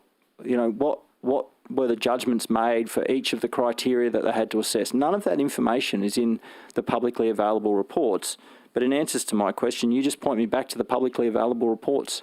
Will you undertake to provide actual answers to the questions that have been asked by the community and myself about these projects? We can take it on notice on what you've asked. I'm asking you an undertaking that you'll actually provide specific answers to these questions. We'll provide an answer, yes. Are you able to tell me, and it might be, I'm not sure if it's for Miss Garrity or whoever within your team, for example, who participated in the value management workshop for the Wandandian bypass value management workshop?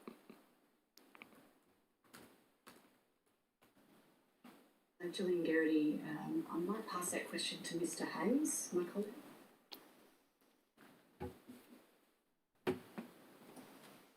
I'd have to take that on notice as well. I'm not too sure who was involved in that specific workshop. There's a number of workshops, so I would have to take that on notice. I'm sorry. No, that's okay. And I'll put these on notice as well. But another example, in the Strategic Corridor Options Report, it talks about the rationale for each of the ratings against all of the criteria were documented by the participants, but is not provided. None of that rationale is provided in the Strategic Corridor Option Report. Will you provide those justifications, which it says were made in writing? Will you make all of those public? So we'll go away and see what we can do to provide and assist you with those queries. Thank you, Minister. I'll comment. Thank you. There was also a preliminary environmental assessment. I know it was done for Wandani, and I suspect it was done for also for Maruya. Will you make those documents public as well? Well, Mr. Sharp. Yes, Mr. Field, are you asking about the environmental impact study? That's still underway at the moment. Well, no, there was a preliminary one done in advance of the strategic options report. I assume it informed consideration of the corridor options. That's specifically referenced in the strategic corridor option report. It doesn't say it's underway. It says it was done, and I'm asking for a copy of it. We'll take it on notice. Take it on notice as well. Yep. It's one thing to take it on notice. I'm actually seeking an undertaking, Minister, in this hearing today that you will make that document public. Why wouldn't it be available for the public to see? I just need to see what the status of the actual report is at to Mr. Field. So if it's not complete, then I'm I'm not going to give you a report that's not complete, so I need to actually understand exactly where it's at this point in time. So if it's been reviewed or if it's actually been further assessed, so we just need to have an understanding as to exactly where it's at. But I said I'd get you an answer. Is there a willingness to reopen consideration of the strategic options for these bypasses if you can see that there are some considerations that may not have been fairly weighed up in the development of these preferred corridors? Well, we actually are. That's what we're doing. We're actually discussing with the community right now. I mean, we have preferred options that have been put on the table. We've actually had a number of corridors in some of those areas that have been looked at. You know, with even the Milton Ulladulla bypass, there were a number of options that were considered. We've actually said that this is the preferred option. We're still engaging with communities around Burrell Lake and Taburi, so we'll continue to do that. So the communities will also help to shape what is going to be the best outcome in those areas. I've got Milton Ulladulla community that's actually quite pleased with the route that is actually chosen right now, but there are other communities that we need to consider their thoughts and their considerations as part of any major road project. And you know, this is important, and I know you acknowledged at the start that our investment into the Princess Highway is substantial. And you know, what I want to do is to make sure that we continue to do that. The way in which we've transformed the journeys for those on the North Coast, on the Pacific Highway, I want to do the same on the Princess Highway. And I think, you know, we've actually come a long way with that investment, and we'll continue to do it. But major projects like this, there will be community engagement, and we'll continue to have strong community engagement throughout the process too. Thank you, Minister. But just to confirm, it's not closed. There is still room to move around. There's plenty of opportunity. Yeah, there's plenty of opportunity in this major project for the community to still have its say. And you know, it doesn't mean that and there are different phases for projects where community can come forward and have input into design, looks, you know, shape the whole project itself. So there is still opportunity for the community. What's important is the fact that, as you were aware, you know, I mean, the community itself, the Jarvis Bay Road intersection, that was actually another project. Yep. But again, we listened to the community for the Great Separation flyover there that actually was the community. It's right. Transport had done the work. So, you know, we listened to the community about their preferred option. Transport had done the additional work, and it came back as being the most preferred option in that community. And anyone knows that when they're travelling down on the Princess Highway around, you know, congestion and safety, that's going to make a world of difference in that particular area. So the community has been engaged along the way. They'll continue to be engaged, and that actually gets us a better process and a better road design at the end of the day for those communities. And not just for the locals, but also knowing the fact that, you know, it's important for locals, but we've also got visitors, we've also got freight movement, holiday makers that use that particular road throughout the year. So it's important that we consider all those factors as part of any design of any particular road. Well, thank you, Minister. I'll lodge these questions on notice with you. Appreciate it. Thank you, Chair. Have a go. Chair. Thank you. Thank you. Apologies. I think back to the opposition. Thank you, Chair. Minister, have you met with Michelle Bott? No, mate. Michelle Bott, no. No. Do you intend to meet with Michelle? I don't know who Michelle Bott is. This is to do with the railway level crossing campaign. Have you met with her? No, but I do know the level crossing, and I do know the family. Okay, well, her name's Maddie Bott. Sorry. Start, and I'm sorry, but her name is Maddie Bott. It is Maddie Bott. And I have met with Maddie Bott. Yeah. Okay. So I apologise for that. So I do apologise for that. It is Maddie Bott, and yeah, and I've met with Maddie Bott on several occasions. Yep. I've met with her face to face. I've met with her fiance's parents as well. Yep. And I've actually sat down and their story is very sad. It is very sad. It's a very really sad story. And I know that incident occurred on a private crossing. What I've actually committed to do with Maddie is to actually ensure that level crossings are a priority for me as the Minister, but also for the government.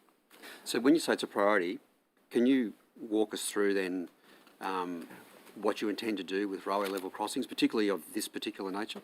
Yeah. So having met with Maddie, you know, and there's a number of things. I've actually said to, you know, we've been having conversations with the Deputy Prime Minister in relation to level crossings across the state. And when you start looking... So the current Deputy Prime Minister? Current Deputy Prime, and the former Deputy Prime Minister as well. So we actually want to make sure that this is a focus to improve our level crossings. When I see a fatality at our level crossings, I consider that to be, part of the road toll. And if we're going to get towards zero, we also need to make our level crossings safer. It is quite complex because it's actually got industry that's involved. It's got different levels of government involved. You've got private companies that are involved. So there's a whole piece of work that needs to be undertaken to look at it in a bigger picture. What's important as well is the fact that when I actually sat down with Transport and had a conversation around how can we make our level crossings safer, we actually went out to the team for Transport and we had a number of people who were passionate, who put their hand up, who actually wanted to make a difference in this space. We've also already been engaging with industry. We've been engaging with various stakeholders. We held a working meeting only recently where we had operators from Canada and New Zealand and Australia as well, putting forward some of their innovation and initiatives. We know that we want to look at improving a number of crossings, whether it be the boom gates, the LED lights on those areas.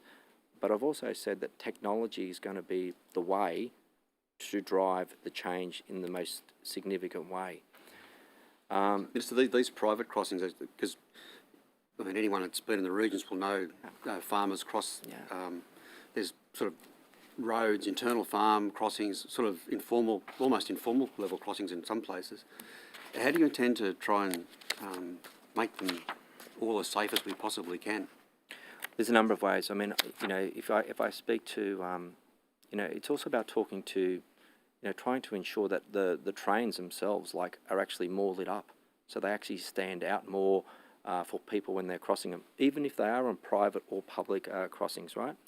But also to look at technology. I mean, we have apps that actually alert you when you're going to a school zone. Can we develop technology where we can have apps that alert you to a level crossing? Technology, I believe, is going to be a much more effective way of getting and communicating to the community about where these level crossings are.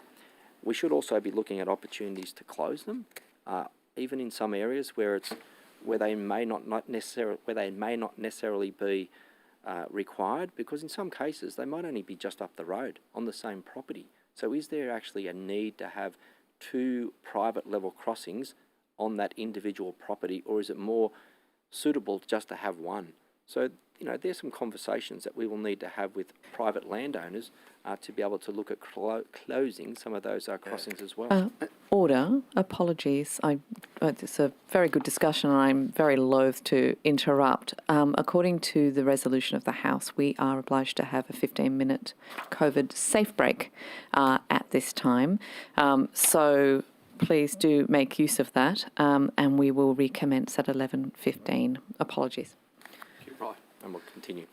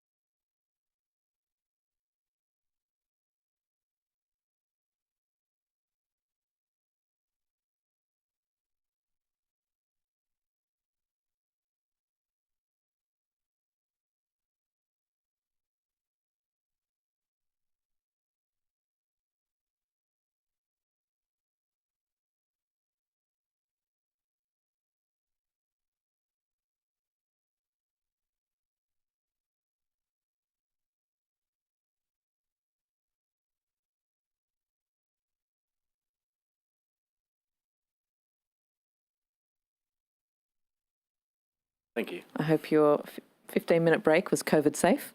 Still not quite sure what that means, but I'm sure we were all very COVID safe during that time. Good. So we will go back to questions from the opposition. Mr. Beach. Thank you. Minister, so before the COVID safe break, we were talking about railway level crossings. As you can tell, it's a pretty serious matter. I'm certain all people in the room are of a view that we need to do something about this issue. Minister, did you by chance see the landline program on Sunday? Yes. And you'll see that the West Australian Nationals have come out in a very strong way in regard to safety at railway level crossings. Do you concur with their views? I think what I find promising is the fact that there's also a commitment about having national visibility on trains across the country, and I think that's important as well, because we need to make sure that there is a standard nationally for trains right across the state so that they are visible, and I think that's promising. And what's promising is the fact that those conversations that I've already had directly with the Deputy Prime Minister show that he has a commitment to doing something in this space. As I said before, there's a lot of players in this space as well. You've got ARTC, you've got transport, you've got private industry involved. So it's important that we actually all work together. What I'm really pleased about is that we've actually been able to bring everybody together, and we've got everybody working in the same direction to actually achieve the same outcome. And I think that's where, in such a short period of time, when I first had this matter raised with me by Maddie Bott, to actually bring industry and everyone together in such a short period of time has been important for achieving an outcome at the end of the day. It's a very important campaign that Maddie's running. I think it's, it is an important campaign, and I think, I acknowledge the hard work that Maddie has done in relation to this to actually, get a number of signatures, but I wasn't going to wait for a petition to come to Parliament to even act upon it, and that's why I've had those regular meetings with Maddie to provide her an update as to what we are doing, what things we are trying to manage in this space as well, but also trying to bring other stakeholders along the journey with us. And as I said, rather than wait for that petition to come into the Parliament and then talk about it, I wanted to make sure that we acted beforehand. I've even had conversations with New South Wales farmers around this matter. I spoke about this at a rail conference that I attended a number of months ago, and I've also spoken to the CWA about the importance, and the government's committed to working in this particular space. One of the issues that's raised with me is around just the basic maintenance at some of these railway level crossings. Now, I appreciate this is difficult for the, I guess you call them informal crossings that sometimes are on farm, but things like just keeping visibility, so mowing the grass, keeping the weeds down, that sort of stuff. Have you had discussions with the maintenance agencies around this very point? Well, some of it is ARTC, and I think at the moment we've just, made them very much aware around it, because it is visibility in a lot of cases, and I think that well over half of these crossings are on private properties as well. So we need to make sure that they are visible, because at the end of the day, this is about trying to save as many lives as possible at these crossings. And tell you what, when I get a message from the department to actually tell me that there's a fatality, it's pretty heartbreaking and it's pretty heart-wrenching, and especially when I, sat there with Maddie listening to her individual story and listening to Ethan's parents, you just couldn't imagine it. And everybody that's been involved in a situation like this previously, it's heart-wrenching to actually listen to their story, but also to understand that we also want to make a difference in this space. And I think everybody needs to make sure that we don't trivialise it. We also shouldn't politicise it, because I think at the end of the day we should all work together to try and achieve an outcome on improving level crossings and safety at them around the state and across the country. So, Minister, does that lend itself then to you developing a program where you'll sort of request additional funds to help look at some of these? Yep, and we've also been speaking with the Commonwealth about having a joint program together to be able to deliver this. So not only have we already got a program in improving level crossings across the state, but looking at trying to even speed up those that have been identified over the next few years, trying to make sure that we bring them forward, but also to work with the Commonwealth to actually have additional funding, and even as a state, we'll put in additional funding to try and speed the process up of improving safety at these level crossings. But as I said before, to me, some of that technology is already out there. When you actually talk to what's been led around the world in other countries, technology is a big player here, and I think technology is something that we need to embrace to ensure that we provide safer level crossings. And yeah, look, it's something that I'm committed to, and I think we'll continue to see some trials that'll happen early next year, or happen next year anyway, in some of the innovative ideas that have already been put forward. Industry have probably been doing a lot of this in their space already. We probably just haven't capitalised on it. So what I want to do is to make sure that we capitalise on it. There's a lot of good things out there that industry have shared already, and what we need to do is now to actually put into a trial phase and trial it out, and then actually roll it out as aggressively as we can for level crossings.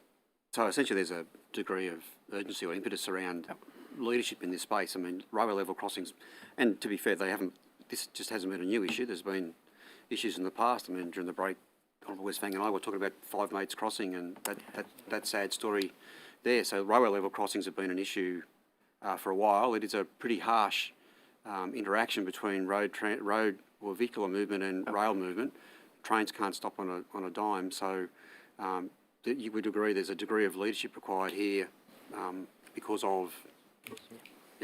Yeah. Just to perhaps add to it, the Transport Secretaries from each state actually meet regularly, and I can confirm there is a program specifically being developed in that forum to look at the national coordination around level crossings and how do we address some of these issues that have been raised by the Deputy Premier. We are pulling forward some work as well. There's 29 crossings that we're upgrading over the next 2 years to make sure we're continuing. But importantly, from a policy perspective, we don't want to see new crossings. So when we're developing new infrastructure and new railway lines, we're not wanting to see level crossings.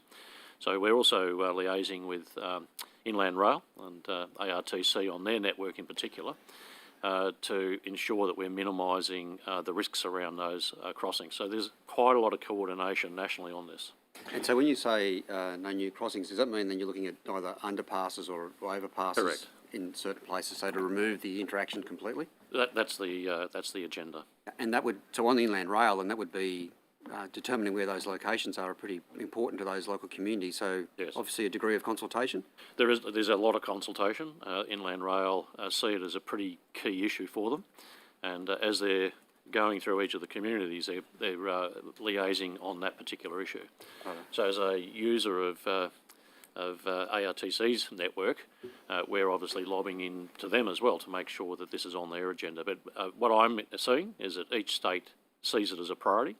The coordination does seem to be occurring, and that's a positive move because I think visibility, technology and some of these solutions can be shared. Okay, thank you. We've also reduced the speed limit at a number of our level crossings as well. So rather than being 100, they've actually dropped the speed limit to 80 kilometres when you're approaching a number of these level crossings already. So that's been rolled out to about 15 already at this point in time as well. So that's another initiative that we've actually been rolling out as well. Okay, and there's a program for railway level crossing upgrades in any case. Are you looking at bringing a lot of those works forward off the back of this campaign? And that's what Mr. Sharp just said. Yep. So irrespective, to actually try and bring them forward as well, but also looking at what new technology can be used to actually increase and do a lot more than what is being proposed. Okay. Just one last question before I hand over to my colleague on this matter. So the maintenance at this particular level crossing where this accident took place, has there been works done there now to address some of the issues that Maddie's raised? For instance, the visibility issues? Yeah, look, having met with Maddie and her family, I mean, they also spoke about dust as well. So there's a number of factors that, were put in. It was actually, so when there's an incident, obviously the ONSA, need to do an investigation in relation to... You may want to, ONSA, for the... Yeah, they're the independent safety regulator.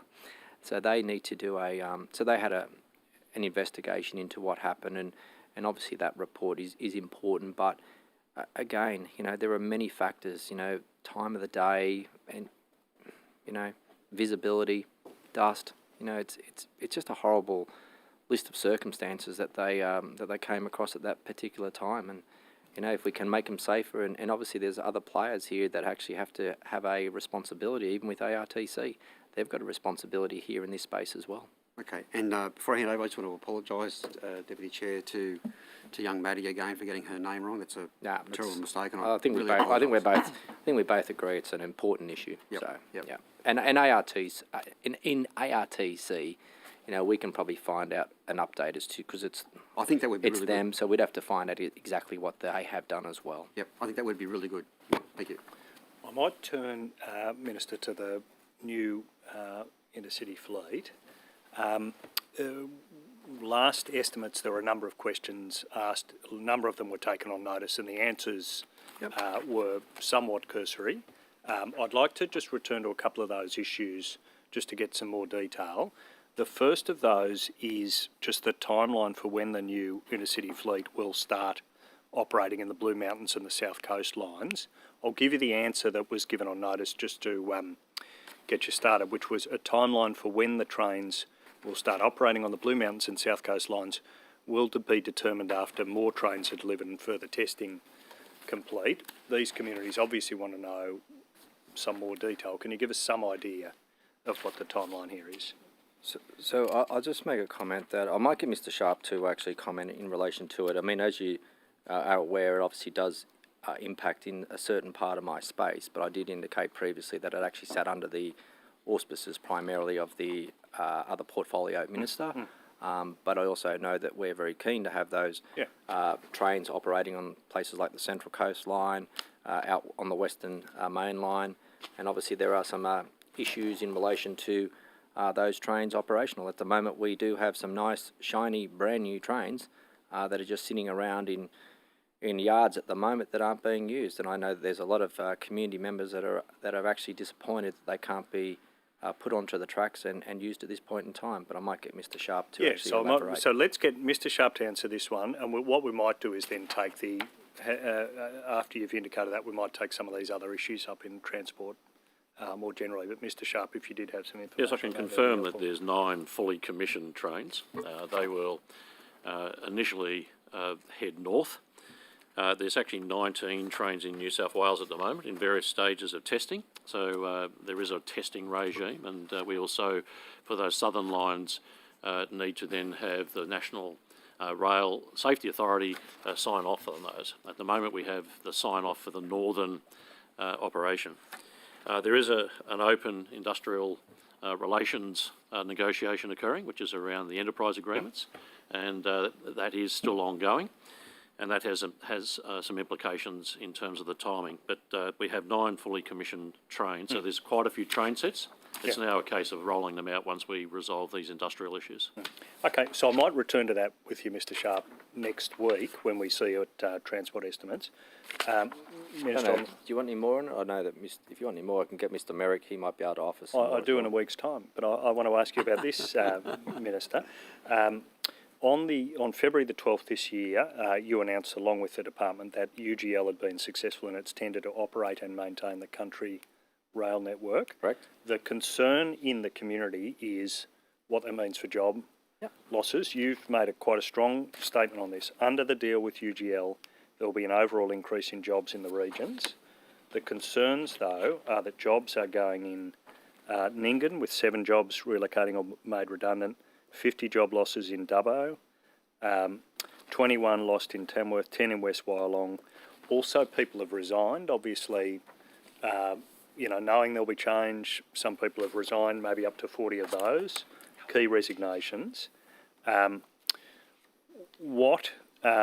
are jobs being created, but they're being created in Bathurst or in the neighbouring electorate of Orange. Overall, the community concern is we are losing jobs in the regions. What do you have to say to that community concern?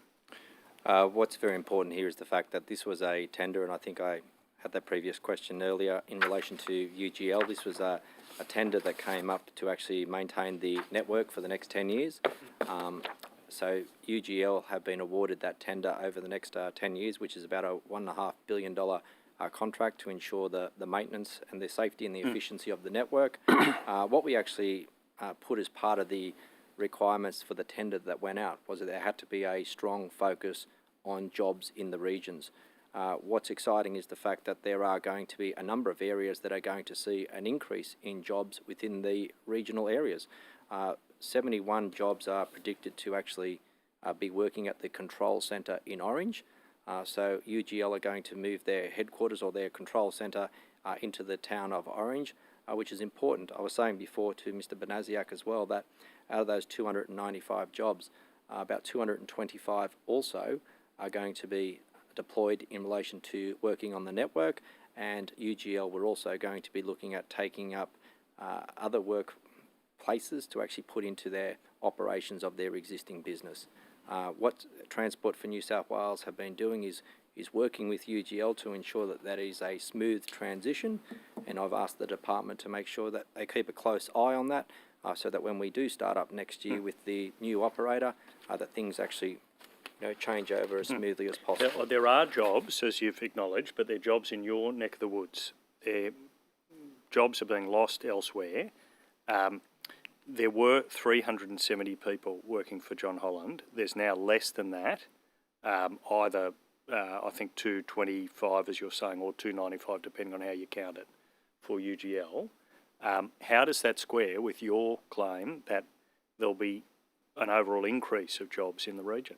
That's the community concern. Well, when you talk about 350 frontline jobs, you're talking about 350 frontline jobs when John Holland actually started their contract 10 years ago. So there has been a change in the way in which their operations have run. In some cases, they've got technology now, so instead of having individuals that walk up and down lines, they are using things like drones. So there are new operators that come into play for doing that kind of work. Yep. In relation to... So how big do you say... my number was 370. How many jobs... I said 350 yeah. 10 years ago when a contract so how many, was given. How many so we're now? talking about 295 jobs that will be going into UGL, and 225 of those will be actually worked under the network. Yeah, and what happens to the others? I said previously that UGL actually have other we're going to move operations. them around, yeah. Absolutely, and that's what UGL... Some will take a VR, I understand that, and some of them want to take a VR just due to the age of the workforce in some areas. And that's my concern here. I mean, that is not an overall increase in jobs in the region, is it? If people are walking out the door... when you have a headquarters, and as I said, it is a tender process. And I am not the one who tells or determines where UGL's operations are going to be placed. I think it is appropriate for them to determine where they need to put their depots, where they need to put the workforce to be able to look after the network. The reason I want to ask about it, Minister, is there's quite strong government commitments. There won't be jobs to go in the regions. You yourself have made a very strong statement. But there will be jobs to go if people are taking a VR and that job in the bush isn't replaced. Well, we've actually said... Is that what's going on? We've actually said 80% of the jobs have to be in the regions, and they're going to exceed that target. And that is exactly what we put as part of the requirements for the tender that went out, and UGL are going to exceed that. And that's what's important here. I can't say to you that I'm in the best position to determine a private company's position to it's your commitment. That's why I'm asking. Absolutely. I think that's not an unfair position to put, but you've made a very strong commitment. Absolutely. This is about regional jobs. This is about the community jobs. can't see how it's being delivered. Well, this is about regional Deputy jobs. Chair. Yep. I'm just appreciative that Hansard will be struggling to record that last interaction, and I'd ask that the Honourable John Graham ask a question of the Minister and allow the Minister to respond. I'll agree less vociferously with the Minister next time.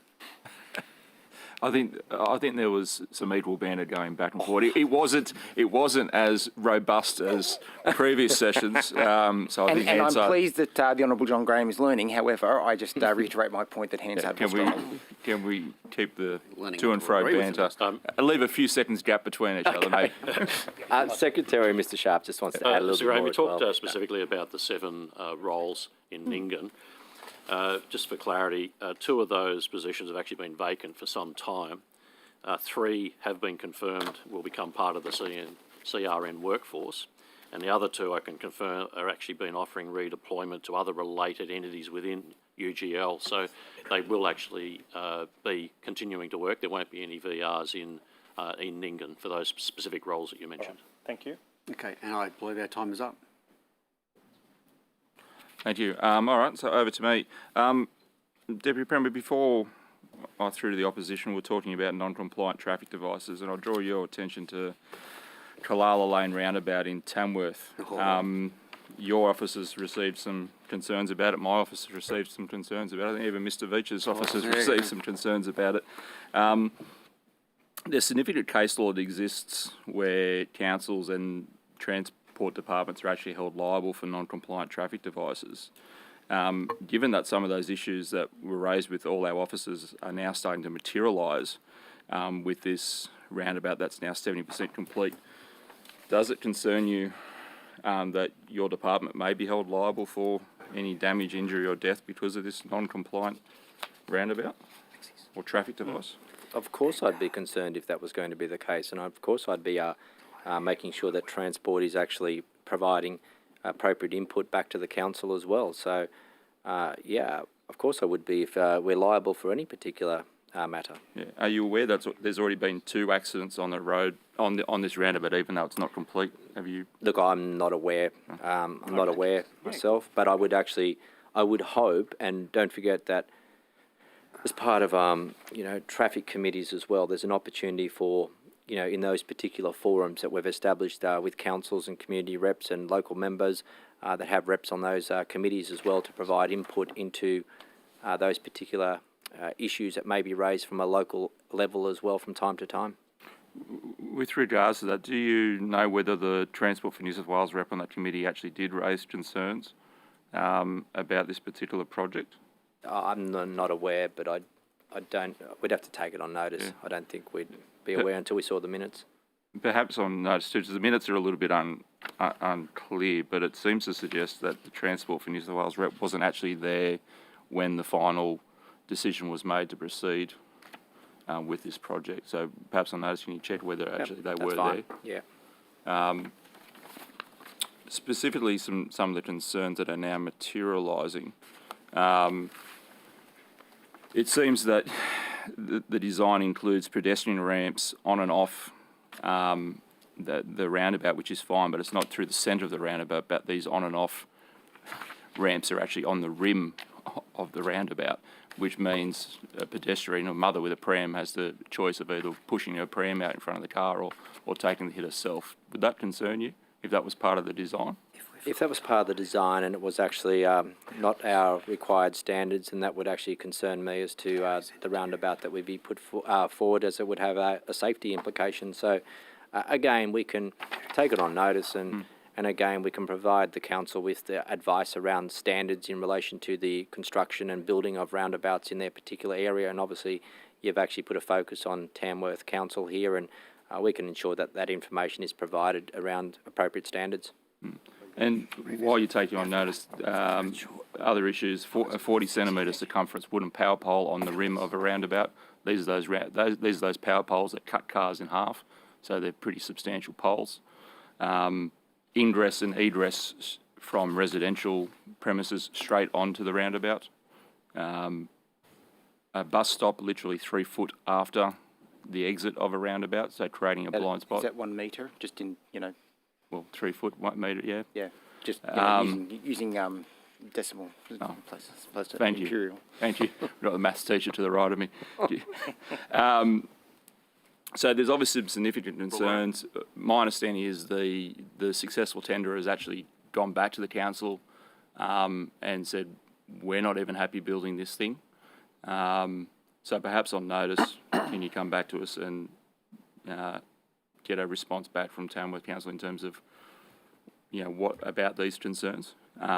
Because obviously, as we've said, it has a liability, the council has a liability potentially to the department. More importantly, there's a local school there, there's an over 55s residential community there as well, so the potential for some deaths or injuries is quite significant. Yeah, and I think council should be concerned about it as well if there are issues around design and they're not meeting those standards as well. So, yeah, let's have a look at it and we'll put something through appropriately and raise it with the council. Yep, sure, thank you. Well, that's pretty much it for me. No So more I thought- roundabout questions? Sorry? No more roundabout Oh, questions? look, I know more about roundabouts now than I ever thought I ever would. What about Tamworth? No more Tamworth questions? No Tamworth questions for the moment. Okay. Maybe when we get to mental health. I've got some. Sorry, I've got some answers to some of those other yeah, questions. Yeah, that Tree might and be good Ozzy. now in the... You want me to go through Yeah, those yeah, couple sure. that were raised? Yep. Okay. Got my glasses. So Duns Creek Road. Yep. So we've committed $27 million to the project at the election. This is about improving connections between the high-growth area of Googong to Canberra. That funding was to allow Queanbeyan-Palarang Council to begin land acquisition, planning and design. Transport is engaging with Council on the progress of that work. Specific questions would need to be directed to Council, who is responsible for land acquisition for the project. Brown Mountain and alternative routes. Transport has been working to improve the resilience of the Snowy Mountains Highway at Brown Mountain. Earlier this year, they completed a $2.2 million slope stabilisation works project. It includes installing soil nails into the slopes, which are then tightened against the slope with steel mesh and erosion matting to prevent further slips. This is part of the broader work we are doing in transport to improve the resilience of our road network to natural disasters. Slope stabilisation work between Wattle Road and Buckley's Road on the Snowy Mountains Highway at Browns Mountain was completed in July 2021. It's not possible for B doubles to pass on that road. One of the two options we're looking at is for PBS vehicles that could safely navigate to road out longer lengths, which means better productivity. So we're looking at PBS vehicles there. Yarra Lake Road, Narrabri. We know that this is an important freight road. In fact, we've announced about $2.9 million for Narrabri Council towards sealing Yarra Lake Road to Pilliga Road under round 3 of the Fixing Local Roads. So that was probably about 2 months ago. The question was about Pilliga and Weewar Road, though. Okay, we might come back to that. Yep. I understand the Mayor welcomed the news. It was part of a $45 million investment from round 3 into local roads, principally west of the Newell, and one of the biggest projects in that $45 million. All up, round 3 funded $153 million in funding projects, but we'll come back to you on that other one. Yep. Fixing country roads, Mr. Veach. It's one of our older programs. Understand moving application process is going to go over to Smarty grants, and that's in line with other grant programs that councils are well familiar with, like through our Fixing Local Roads, Fixing Country Bridges programs, and it's actually to simplify the application process for councils into the future. Councils will be notified by email, blast and web update. Is that, sorry, it's just is that the IT process? A refinement Yeah, of the, that's right. And councils, that's how they apply now for a lot of their Stronger Country Communities Fund, Fixing Local Roads, Fixing Country Bridges. So it's actually bringing it in line with a similar platform across the board. Deputy Chair, if you wanted to use some of our 15 minutes, I'm happy if you want to use that time to congratulate the Minister on a great number of projects and a job well done. I'll let you do that after you question Bernard Carlon. I just thought you might want to. No, after you question Bernard Carlon, you can congratulate him. do you want to go? I'll throw back to opposition. Yeah, John. Great. Thank you, Deputy Chair. Minister, I might just return firstly to that question that answer you just gave us about fixing country roads and the shift to Smarty grants. Yep.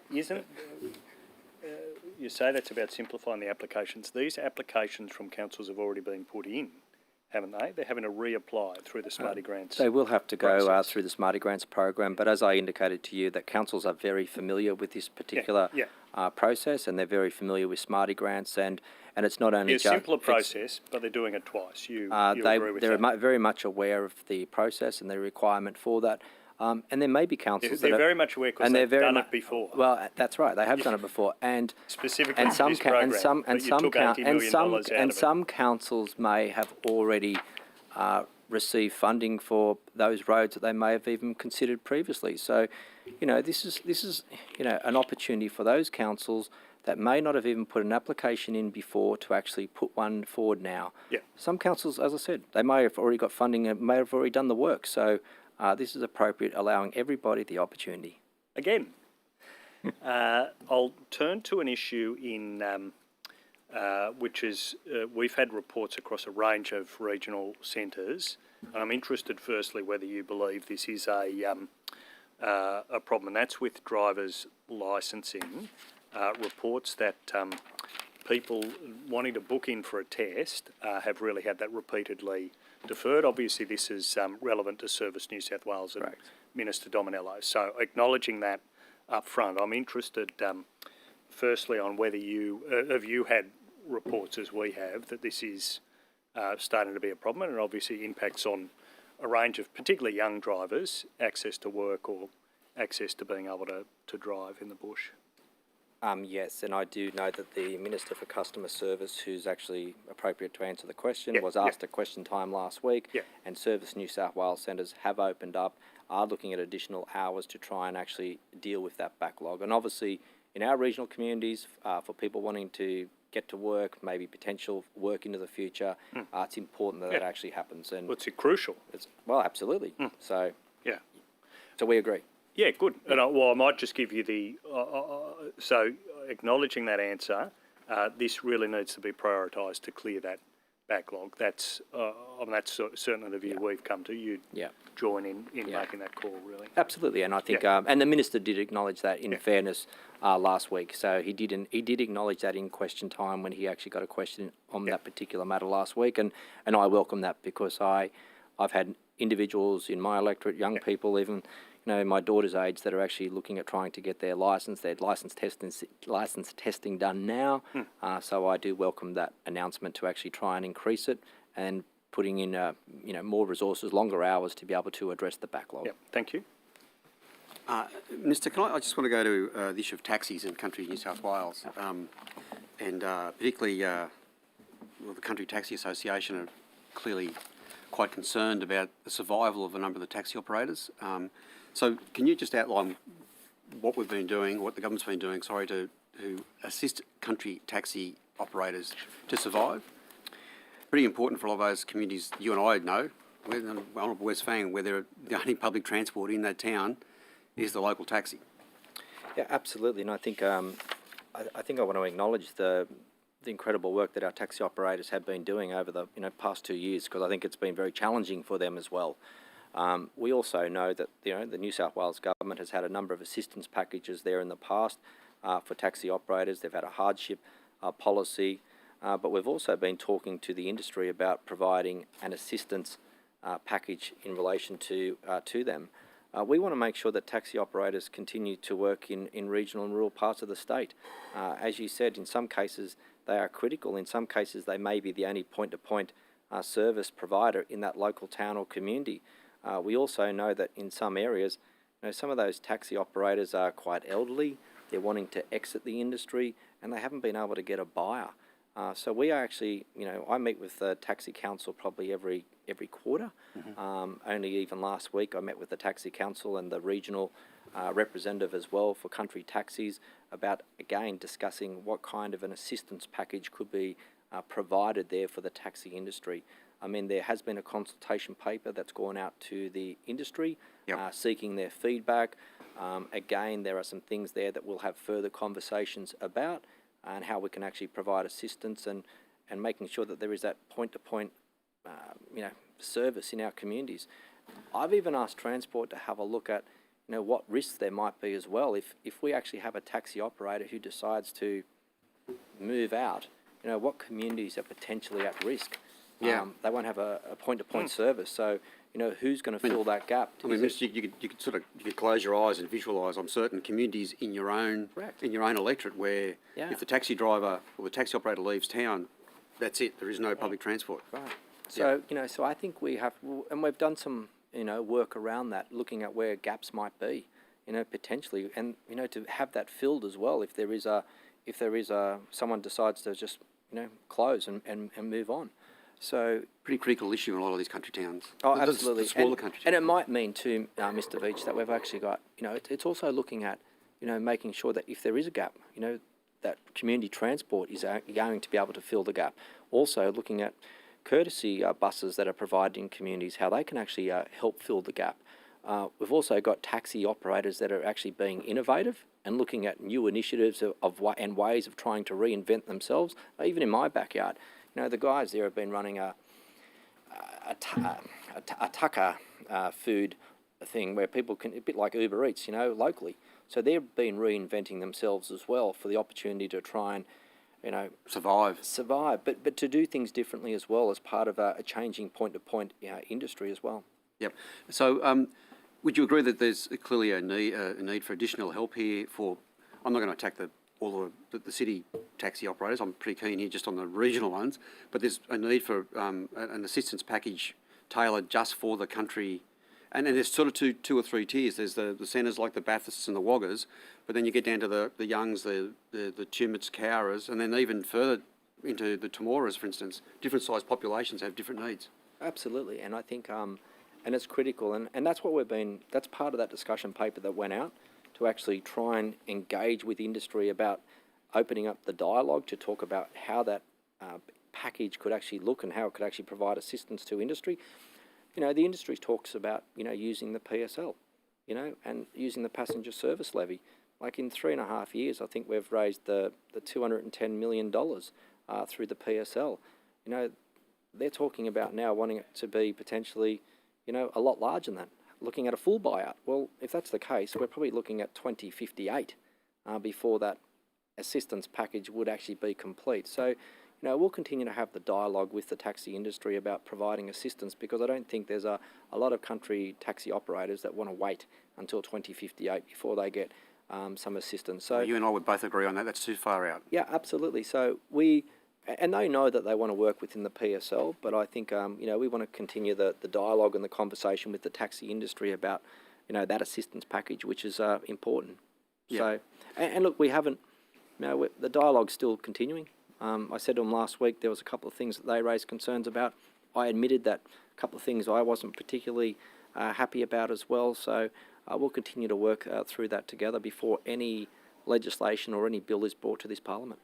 Was one of those concerns around the operators that may have more than one taxi? Yeah, absolutely. Yeah. And the fact that in regional New South Wales there may be sort of an unintended consequence on Majority of multiple plate owners are in our regions. Yeah, and I think that's a fair call. And because I know that the department went out, and I thought it'd be something that'd get raised pretty much as well. But consultation went out there and clearly showed that was an example of concern from the taxi industry about if you actually own more than 2 plates. Then why are you capped at 2 if you potentially have got 10 or even 15? Yep. So, and I'm not saying it's going to be 15 for everybody, but there may be a greater number than the 2, and I think that's a very fair call, and something that I've asked the department to make sure that we factor in before we go back and look at numbers as well for assistance for the industry.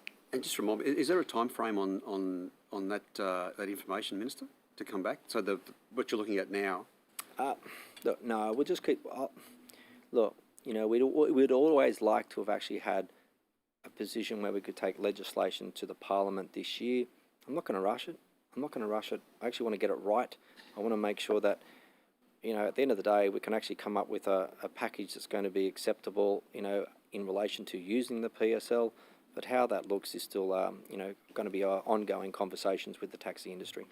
And my last question before I hand over to my colleague who's busting for his topic. Can see. But can I just, so that the communities that are at risk of losing their taxis, are there plans being put in place to sort of, so we don't have a gap between when the taxi operator departs or leaves and something's put in place? Yep. There is actually work being done. Transport's done the work. So those communities are not... Transport has done work around those areas that we see at risk. Yep. To actually looking at, the potential, so there is not a long gap in between, to actually be able to look at other providers to come in. Now, I hope that doesn't happen, because I know that our taxi operators are important, but I also know that there's a number of taxi operators that want to get out, and they've put it on the market, but they haven't had any buyers. So it's hard to actually gauge what market value is as well for some of these plates in some of our regional areas, and rightfully so. What you said before, that's why we've gone out and had zones in some of those areas, like your Woggers and your Bathursts and metro areas, and some of those smaller regional or country towns as well. So that's why zones have actually been classed for those areas about potential licence values of when they entered the market with those plates, and that's the conversation that's still being had in relation to some of those shifts and some of those areas that might be, because you might have entered the market some might have paid several $100,000 for a license, but then someone else might have entered the market and only paid 20 or 30,000. Yeah. So there's a big difference here as well. So I think we're just trying to actually work out how we can actually deliver a fair and equitable assistance package for both the lower end of the market entering versus those that came in at a higher end. Yeah, I'm glad that body work's been done about the areas at risk. Are you able to provide that to the committee? That's internally, but I can actually, I'll have to have a look where that document is, okay? But we have done it, so yeah. Yep. Thank you. John? I welcome the fact you're looking at further assistance, and I think there's just no question that's required. Rewinding to the additional assistance payment scheme originally promised, that $142 million, is it still the case? $42 million of that was spent. Is it still the case that $100 million of that original assistance package hasn't been spent? So there was the hardship package, and then there's the package that's available there through the PSL, and we always said that the PSL would actually be used to raise up to $250 million or 5 years, and whatever came first. We know that potentially we may have to look at extending the PSL time frame out, but again that'll have to come to Parliament for a legislative change for that to occur. Yeah, so you're talking about future assistance and the structure of that. I'm asking about the previous assistance. The government said $142 million in the additional assistance payment scheme for drivers to compensate them for hardship.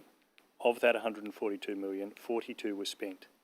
Yeah, Is so the $100 million still sitting in your bank account by you, or I mean the government's? Yeah, I was going to say, not mine. No, not mine. Important clarification. So my understanding is, and I might, if Miss Wise knows, but my understanding is you are right. The hardship assistance package of the $42 million has been used of the 142. So I'd have to just clarify as to exactly where the $100 million is, but I would still say I believe it would be in the bank, but I might actually see if Miss Wise, do you know, Rob? Thank you, Miss Wise. Miss Wise, if you have an answer. I'm sorry if you say otherwise here, from New South Wales. I don't play any role in the administration of those funds. We'll take it on notice. Take it on notice. No, We'll find out for you and get you an answer.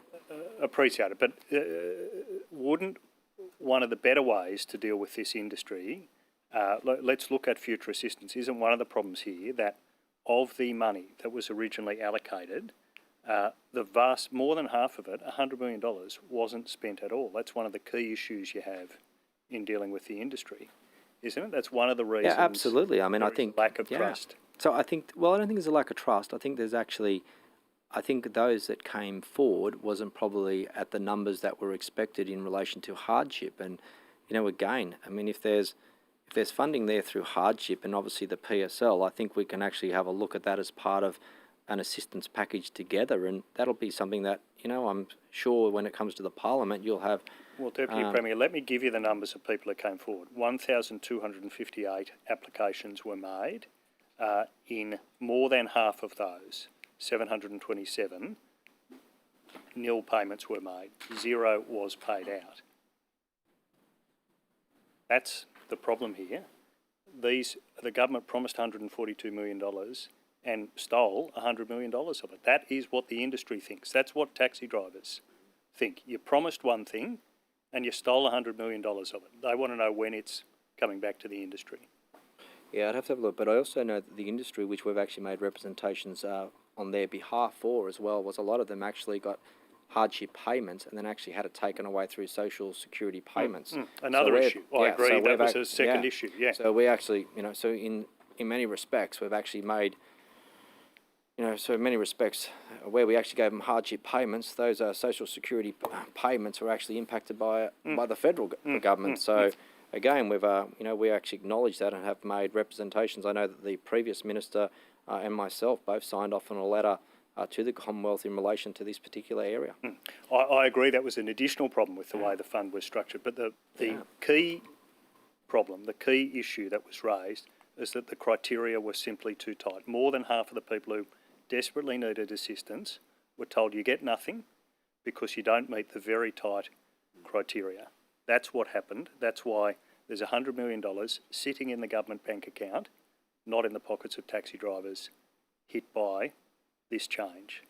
That's correct, isn't it? Well, I think what we're trying, well, you are right, because there's $42 million of that 142 that have been distributed, and you are right. We actually want to work with an eligibility criteria. We want to work with the taxi industry to actually provide an assistance package. And I don't think we're not committed. It's about trying to work what is the right outcome here for the industry, and to be able to achieve something a little bit earlier than 2058. And I think that's important for... Taxi drivers were promised this money. This is the government's answer when they were under pressure, and it simply wasn't delivered. Will you give a commitment that $100 million will be taken out of the account and put in the pockets of taxi drivers who have been impacted by these changes soon?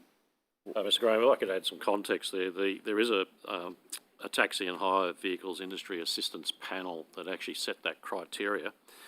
And that panel did include the New South Wales Taxi Council and a number of government departments, including Treasury and Cabinet. But there was a set of criteria that was aimed at the circumstances at the time, and there was industry input into that. Certainly from a transport perspective, as we're going through this consultational period, we would be wanting to look at what's the appropriate criteria moving forward.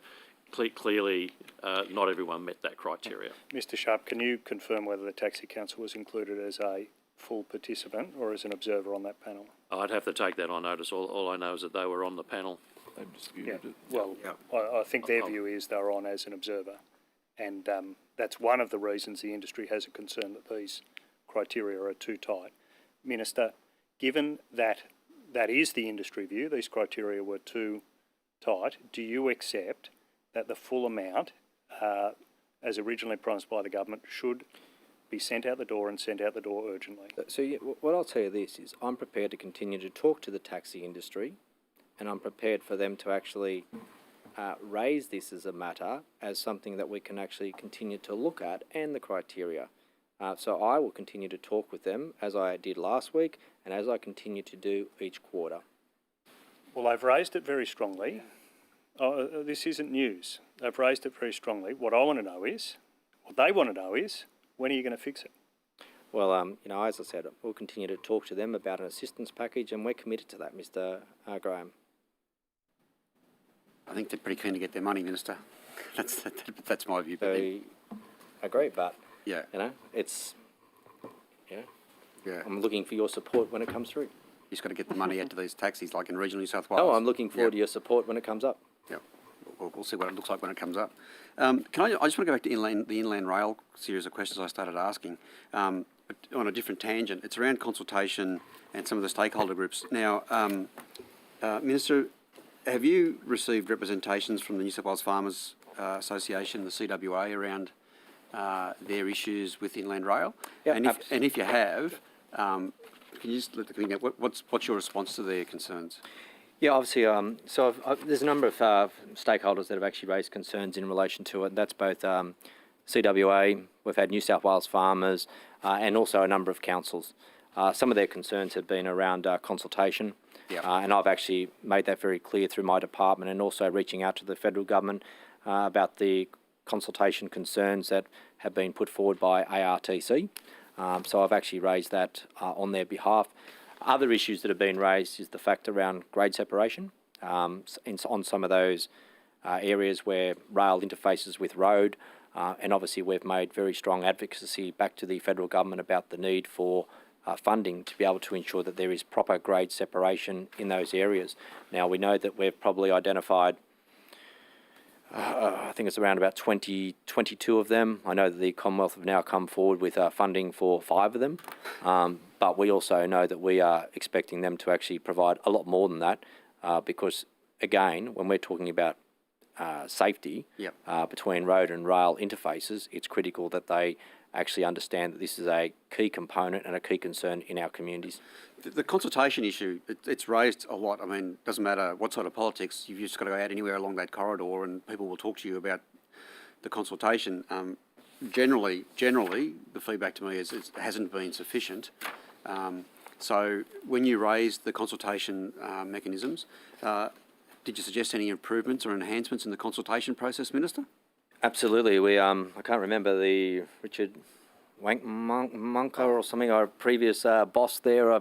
I've met with him and actually sat down with him at the time and actually told him directly what some of the feedback and some of the concerns were from the community about. They felt as though they weren't being given a say. And this is not a state project, so I'll make the point. So we are advocating on behalf of those communities and those councils and those various bodies. Wasn't satisfactory. It wasn't satisfactory. Well, we've made it very clear to them that we weren't happy with it, and we felt as though it was in some cases being steamrolled through, and therefore adequate consultation needed to occur. We also raised that through the former Deputy Prime Minister's office about the need and the requirement for that to occur. I understand that was conveyed back to Inland Rail, and I understand... Have you asked them to go back and reconsult with those, particularly though there's some really hot, there's a couple of hot spots now, I'll call them, along that corridor. If you ask them to go back and reconsult? Absolutely. We actually identified, sorry, I'll let Mr Sharp know, but we actually identified some of those areas of concern from those communities who were expressing lack of consultation, and that was expressed directly to Inland Rail, but also to the former Deputy Prime Minister's office. Yep. Sorry, Mr Sharp. As Secretary, I've also met with the CEO of ATC and conveyed these along with some other matters as well, but I can confirm the team has got an engagement point directly in with ARTC, and that process of engagement has improved over recent months. So we'll continue to advocate, and we're doing so right at the most senior level of ARTC. Okay, and so we can expect the complaints into our office to start declining? No? Okay. That'd be the hope. Just talking on the New South Wales farmers, Minister, what's your relationship with the New South Wales farmers like? I'd say pretty good. They, I did a webinar not long ago with them, so very grateful. I only met with them 2 weeks ago as well. So yeah, pretty good. Okay. In relation to recently that legislation that went through around the definition of farming, the 50% income. The primary producer concession. Yep. Yeah, that's the one. They've got some pretty strong views around that. Do they convey those to you? We've actually said that before we go out, we'll continue to actually work with them about the process and the forms that'll be required as part of it anyway. So I think that was something that we'd committed to in the Parliament. You guys had raised it, and it's something that we've actually said that we'll continue to work with farmers before it commences. Okay. And it will commence by the end of the year. But we've also said that we want them to be part of developing and designing the process. Okay. So that legislation will commence before the end of the year. So I think it was the 1st of December. 1st of December. 1st of December. Yes. Okay. Right. But it was important too that this was actually about supporting genuine farmers as well through the primary producer concessions and making sure that those who should have been eligible for it are actually getting it. Yeah, but as you would be aware, sometimes off-farm income will change dependent upon season. So if you're just coming through a pretty hefty and long, deep drought, you look for income wherever you can, and so you may well find that the majority of your income's coming off-farm because there's been no production on-farm. And so, but this is a part of the issue around definitions around that 50% threshold. Yeah, and I think too, I think the biggest concern was the fact that there are sometimes without naming any, but there are other operators who actually are clearly not a primary producer that were actually getting the concession, which actually caused some real concern. And that caused concern to the Livestock Bulk Carriers Association, also to New South Wales farmers. So it was something that we wished to address. I know there was an anomaly, it was an anomaly that went back 20 years, and what we wanted to do was actually to make sure that we fixed it, got it right, and it actually assists those people that actually require it. I mean, we've had, we've paid them back for, over 3 years as well, backdated. So, going forward, we need to change the system, but it actually helps genuinely those that need it. Thank you. It's just a quick question around the Dawson Street Bruxner Highway intersection up in the electorate of Lismore. Election commitment in 2019, I think. But where is that up to, Minister? Those upgrades are pretty important to the community, as you would well be aware. Yeah, absolutely. I'd have to take it on notice, Mr. Veach.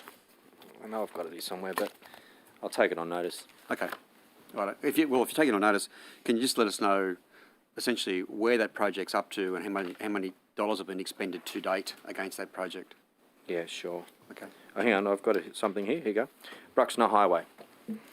The Alstonville on-ramp is funded for $5 million for construction. This project is an election commitment, and the project will go out for community consultation in the coming weeks. Molesworth Street is funded for $6 million for construction.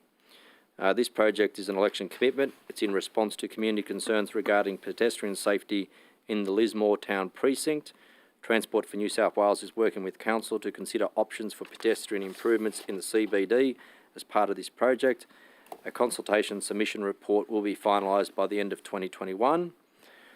Wollongbar to Goonellabah upgrade development funded only to Gate 1. Major project estimated between 300 and 350 million. There is no construction funding, but a strategic business case for the project has been completed. Our last cost estimate in 2020. Our current cost estimate is expected to be more than 350 million. Cowlong Road, there's $200,000 for investigations of minor safety improvements. This is an election commitment, and the project is within the W2G section and is near Alphadale. Lismore to Casino, funding for planning for overtaking lanes. Lismore to Casino, there's 2 smaller safety projects. Tatham Road intersection, shoulder widening, $1.165 million for development and delivery by 2023. Northcott. By 2020, so at the start of 2023, end of 2023. 2023. Okay.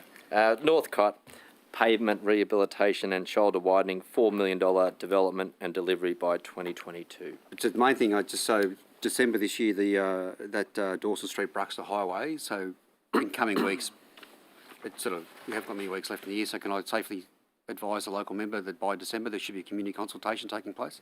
We'll come back to you definitely, but on that particular question. Premier, if I can jump in there. We've been working with Council on the pedestrian and improvements of Dawson Street, and the project went on display yesterday. Oh, okay. There you go. You knew that, didn't you? That's why I asked the question. Minister's over his brief, I'll tell you. Deputy Premier, I might return to the road reclassification promise, your signature promise.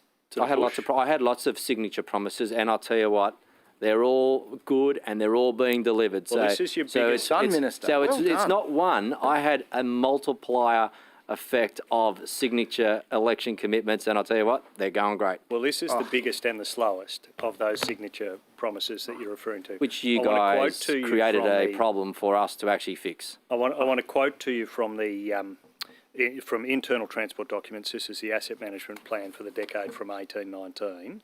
What it says about the change is this: the financial implications of taking responsibility for some or all regional roads needs to consider the total life cycle costs as well as the agency depreciation cost impacts. In addition, there'd be a requirement for an upfront capital injection to lift the standard of the transferred regional roads where appropriate. It then says this: the increased maintenance cost to the state would be partially offset by the phased removal of the annual block and repair grant programs to the relevant councils. Deputy Premier, isn't that the plan, that you're going to fund these roads by cutting the money from councils? That's what your agency says in a document that sits on your desk.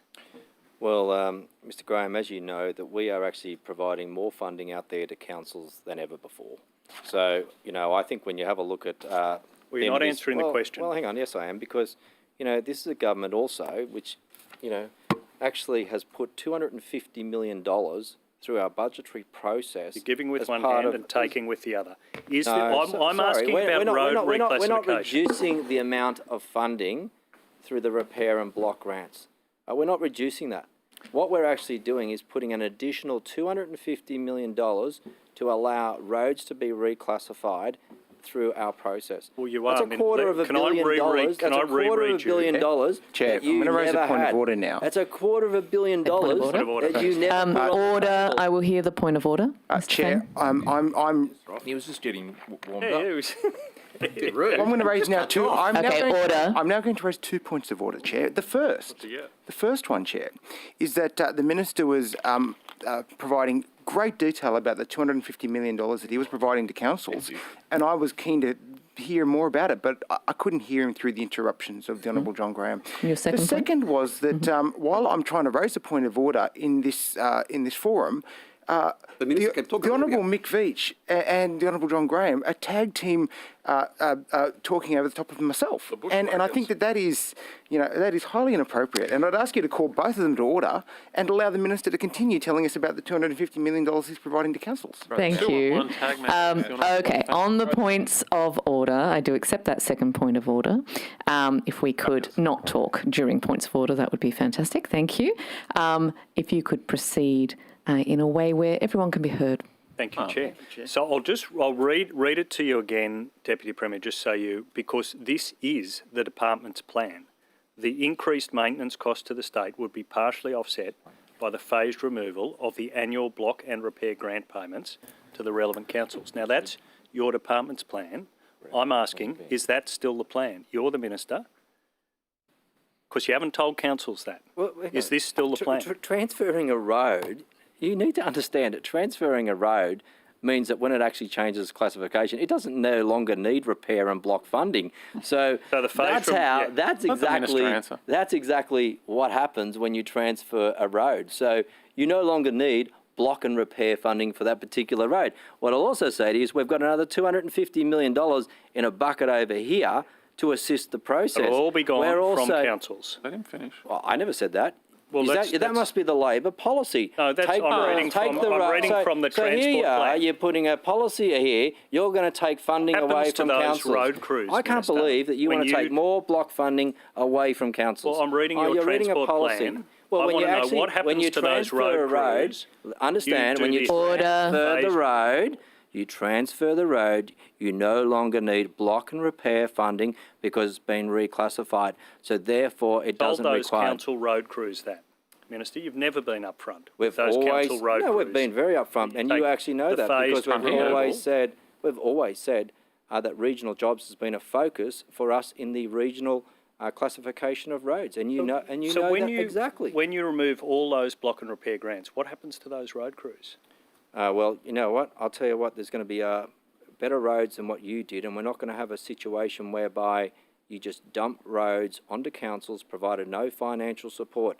We're fixing a problem. Those road crews in local councils. Mr. Gray, we had talked specifically to the councils, and we're very aware of their concerns around the local maintenance workforces, and we've recognised that.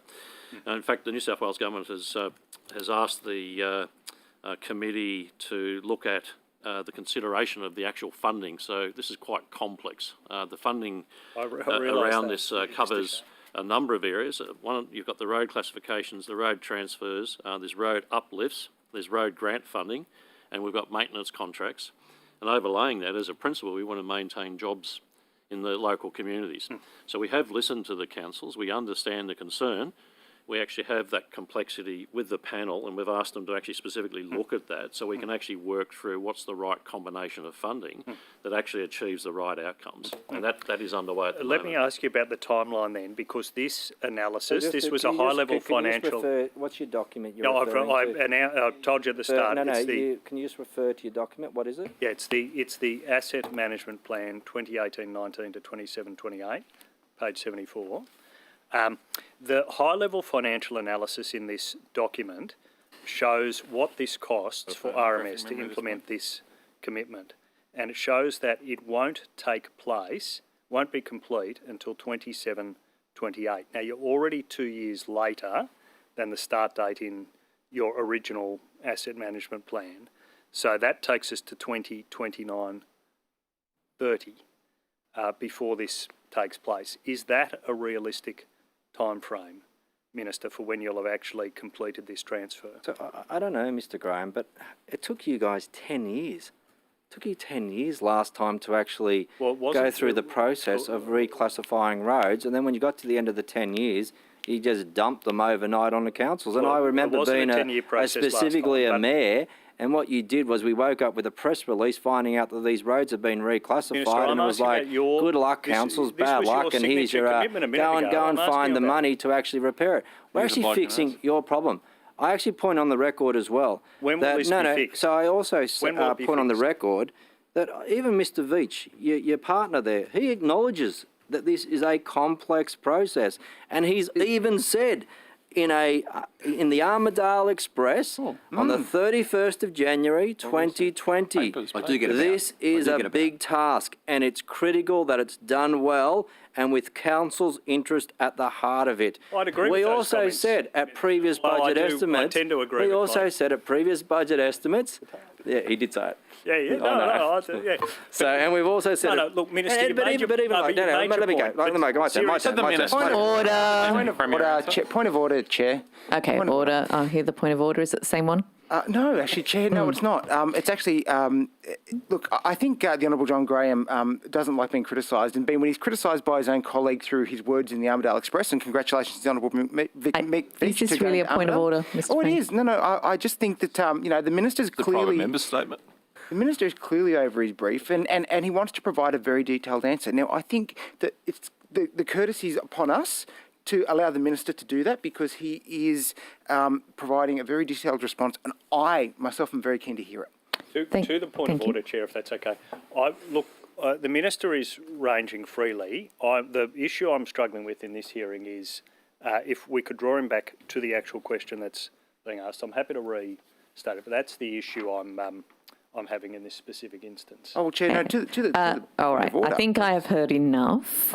Okay. I think if we can allow the free-range minister to continue answering the questions, if we could have a little bit of a pause between answer and question, that would be useful for Hansard. Thank you. Thank you, So Chair. the question was just about that timeline. Your internal documents, your department's internal documents show that this was due to be complete 27-28. It's now 2 years later than that internal document showed it would start. So that takes us to 29-30. You've never been upfront as a government about when this will be concluded. Is that the timeline, 29-30, as to when this 15,000 kilometres will be transferred?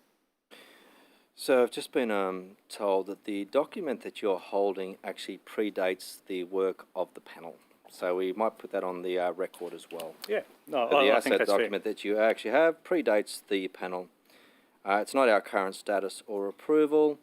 And I'll also point out that we always said at previous budget estimates that this would take 8 years for roads to be reclassified under this process. And you know that.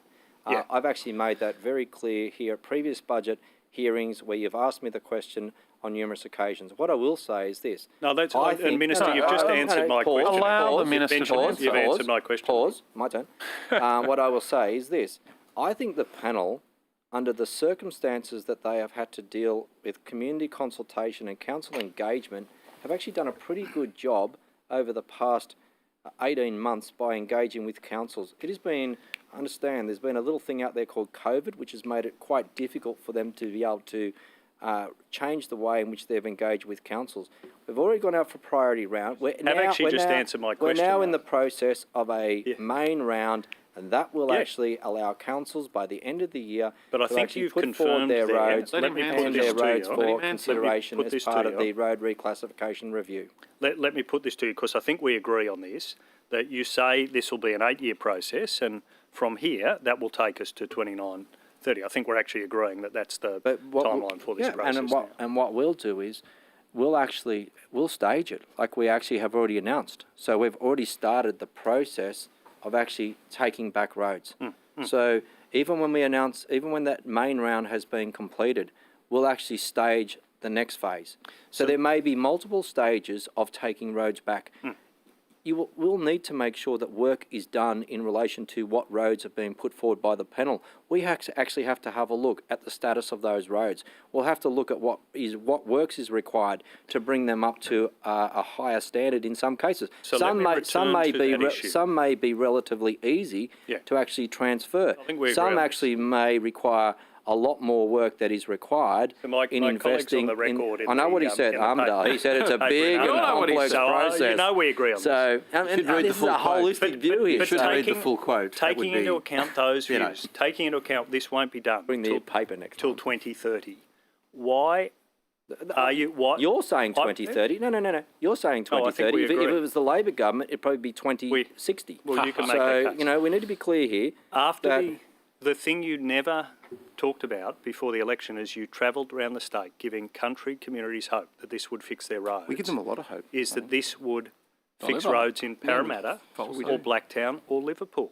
What if Given you go the against slow Parramatta? start, given the long timeline till 2030, why are you rushing through road reclassifications or transfers in Parramatta, Blacktown and Liverpool? So now you tell me Why are you doing that as the leader of the National Party? Well, you know, and even when I say to you, like you say we're rushing it, but I mean, we're not rushing anything because I even say to you indicatively, it could be 8 years, it could even be earlier than that. Yeah, but what? But seriously, like, you know, what we're How do doing you is explain well, roads in Parramatta, well, Blacktown and Liverpool. you know what? When the panel is doing I'm its work. loath. I'm It has to loath. be. It has to be. I'm loath now, this to has raise got a to be point of order. considered carefully. It's got to be a considered Europe. approach when we're actually looking at roads for reclassification. I mean, what's important is the fact that the panel has done its work. The panel have asked for priority roads to be put forward by councils. They've now gone out to actually ask for the main round. We've got $250 million on the table to actually begin the process. What we're seeing here is a real commitment from this government in delivering on our election commitments, and that is actually improving roads in regional and rural parts of the state. That's not going to take away our commitment for what is identified in regional and rural areas. Are you going to count? Are you going to count these roads in Parramatta and Liverpool? They're separate. They're separate to our. They're separate to our regional and rural roads, and we've always said it's up to 15,000. Yeah. So these have been rushed through, but you won't count them in the 15,000. You're at least giving that commitment. Do you know what? They're not regional and rural roads. Our commitment was for regional road reclassification. I'm starting to ask exactly what your commitment was. That's why I'm asking. Well, you know, that's why he's answering. So it is our regional road reclassification. Yeah. But the piece of work that the panel will do will be also looking at classifications of roads in other parts of the state. It does not impact on the election commitment that was given by this government before the last election. So you've given these the rubber stamp. They're through, but you won't count them in the 15,000 kilometres. They're not going to. They're not part of our regional road reclassification. Thank you. And can I just go back? So you the Armadale Express. No. Yeah, we should read the full quote. It's probably I'm going to bring the paper next time. Probably pretty important. Mind you, the Armadale Express hasn't been mentioned so many times. Is anyone reading it nowadays? Can I just want to. So there's been the initial announcement.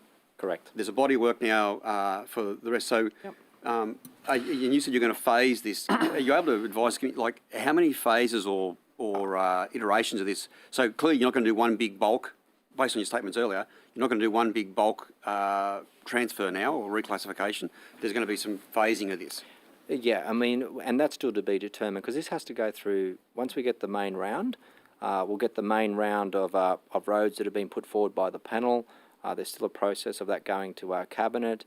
Be having a look at Transport will need to do its work around the roads that have been put forward for consideration. So we'll need to understand the status of the road today as well. So there'll be, but to be clear, going forward from here, there's going to be more than one sort of rollout. We won't go back because we'll actually have the main round, so the roads will already be identified.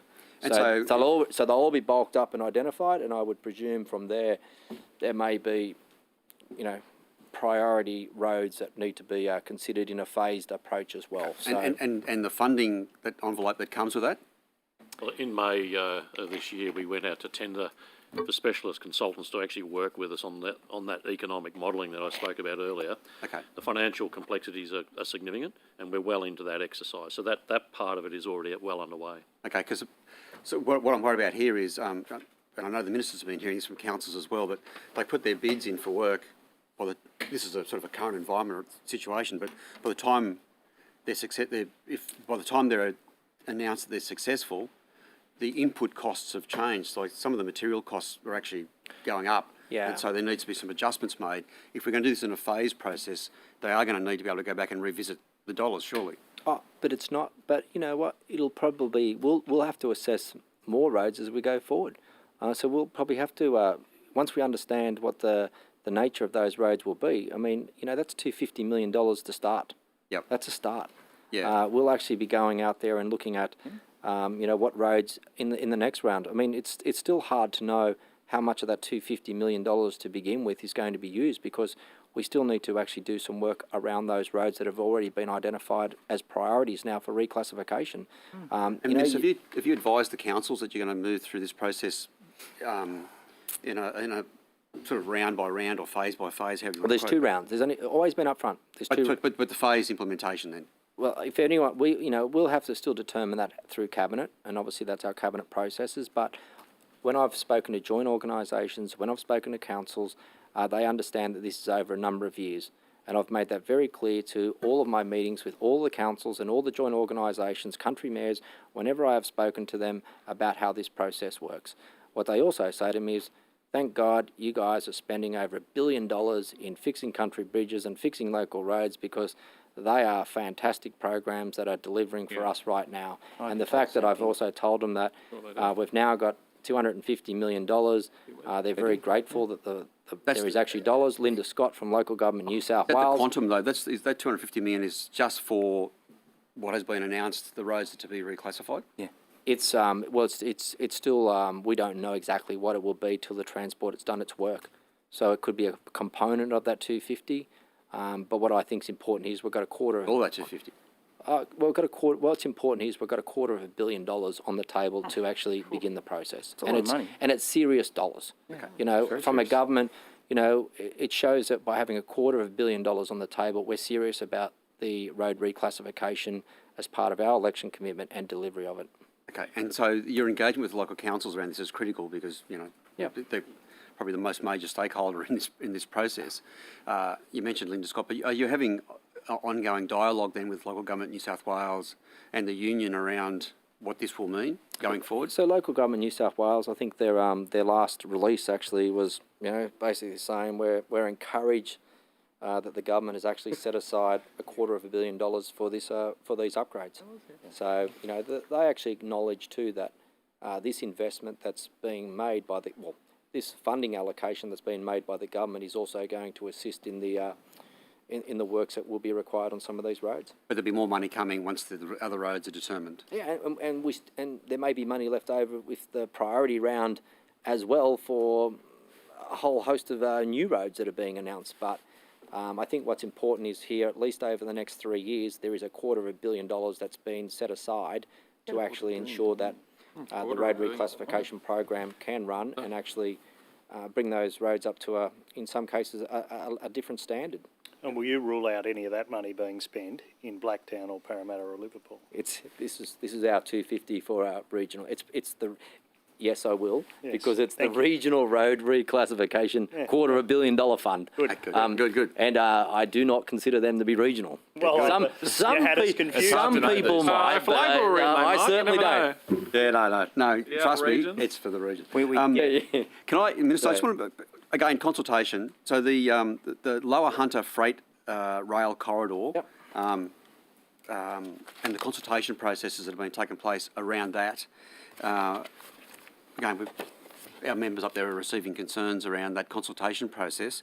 Why are we not waiting until the M1 is done or progressed with regard to this corridor? So the consultation that's taking place at the moment for the Lower Hunter Freight Corridor, I mean, we're talking about something that's going to be used in 10 or 20 years. Yeah. But we also know that there's a lot of growth, there's a lot of development within that area.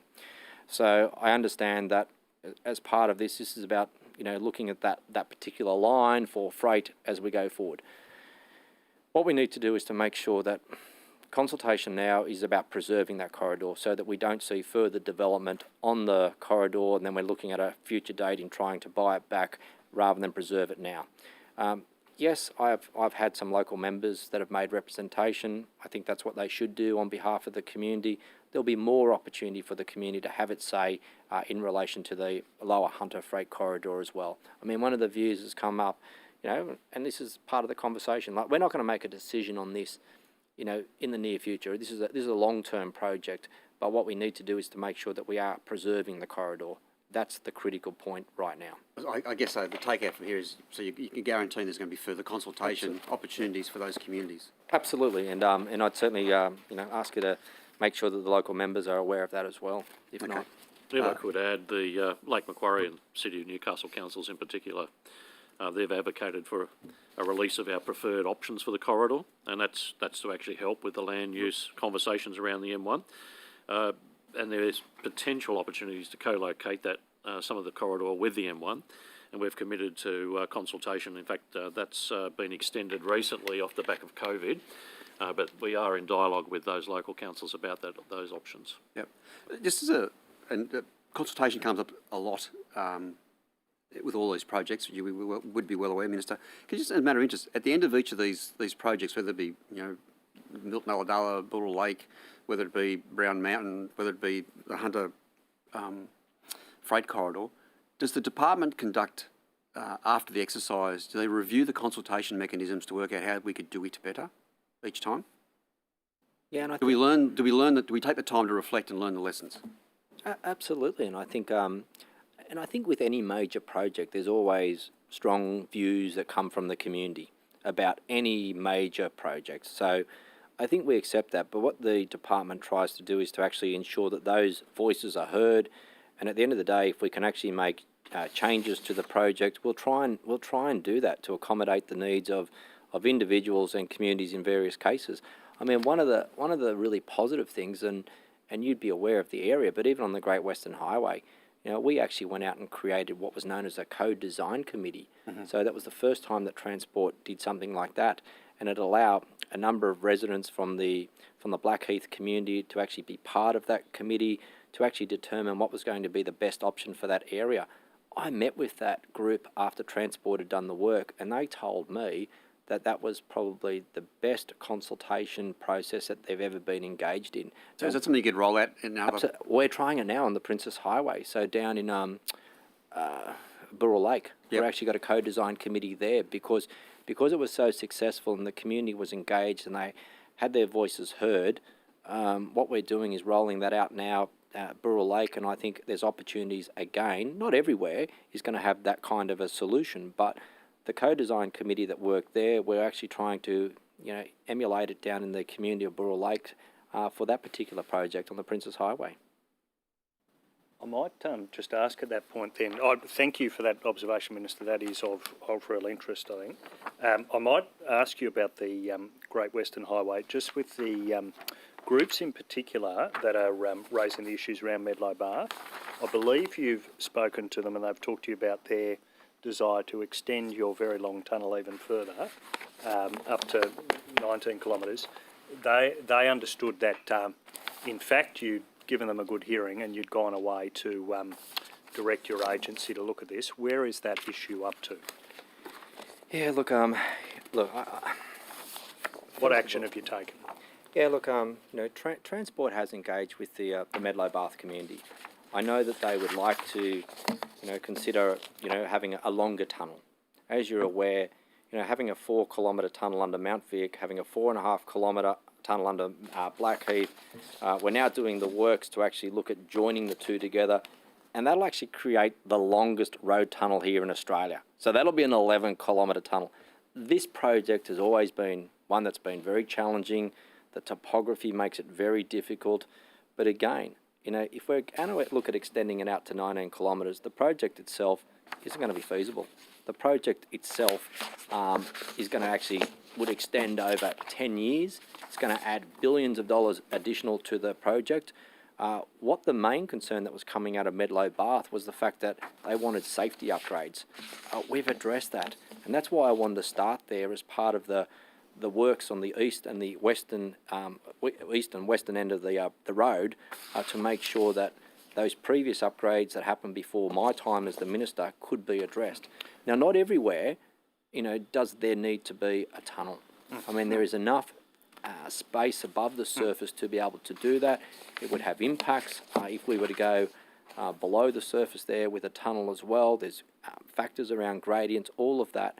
I have met with those that have actually put forward their proposal. The other thing is too... But it's fair to say, listening to that answer, that is not an option that's on the table. No, it's not an option. And I do say there is a group of people who have actually wanted to, sit down with, about the 19... I've met with them. They also want to meet with Transport. Transport have reached out to them, but they haven't come back actually indicating that they'll meet with Transport. The door's still open for them to actually explain to them why this is not possible. Yep. What we want to see here is duplication of the lanes going Just from... conscious of the time, Yeah. Minister, so we might go to my colleague. But thank you for that answer. Yeah, thanks.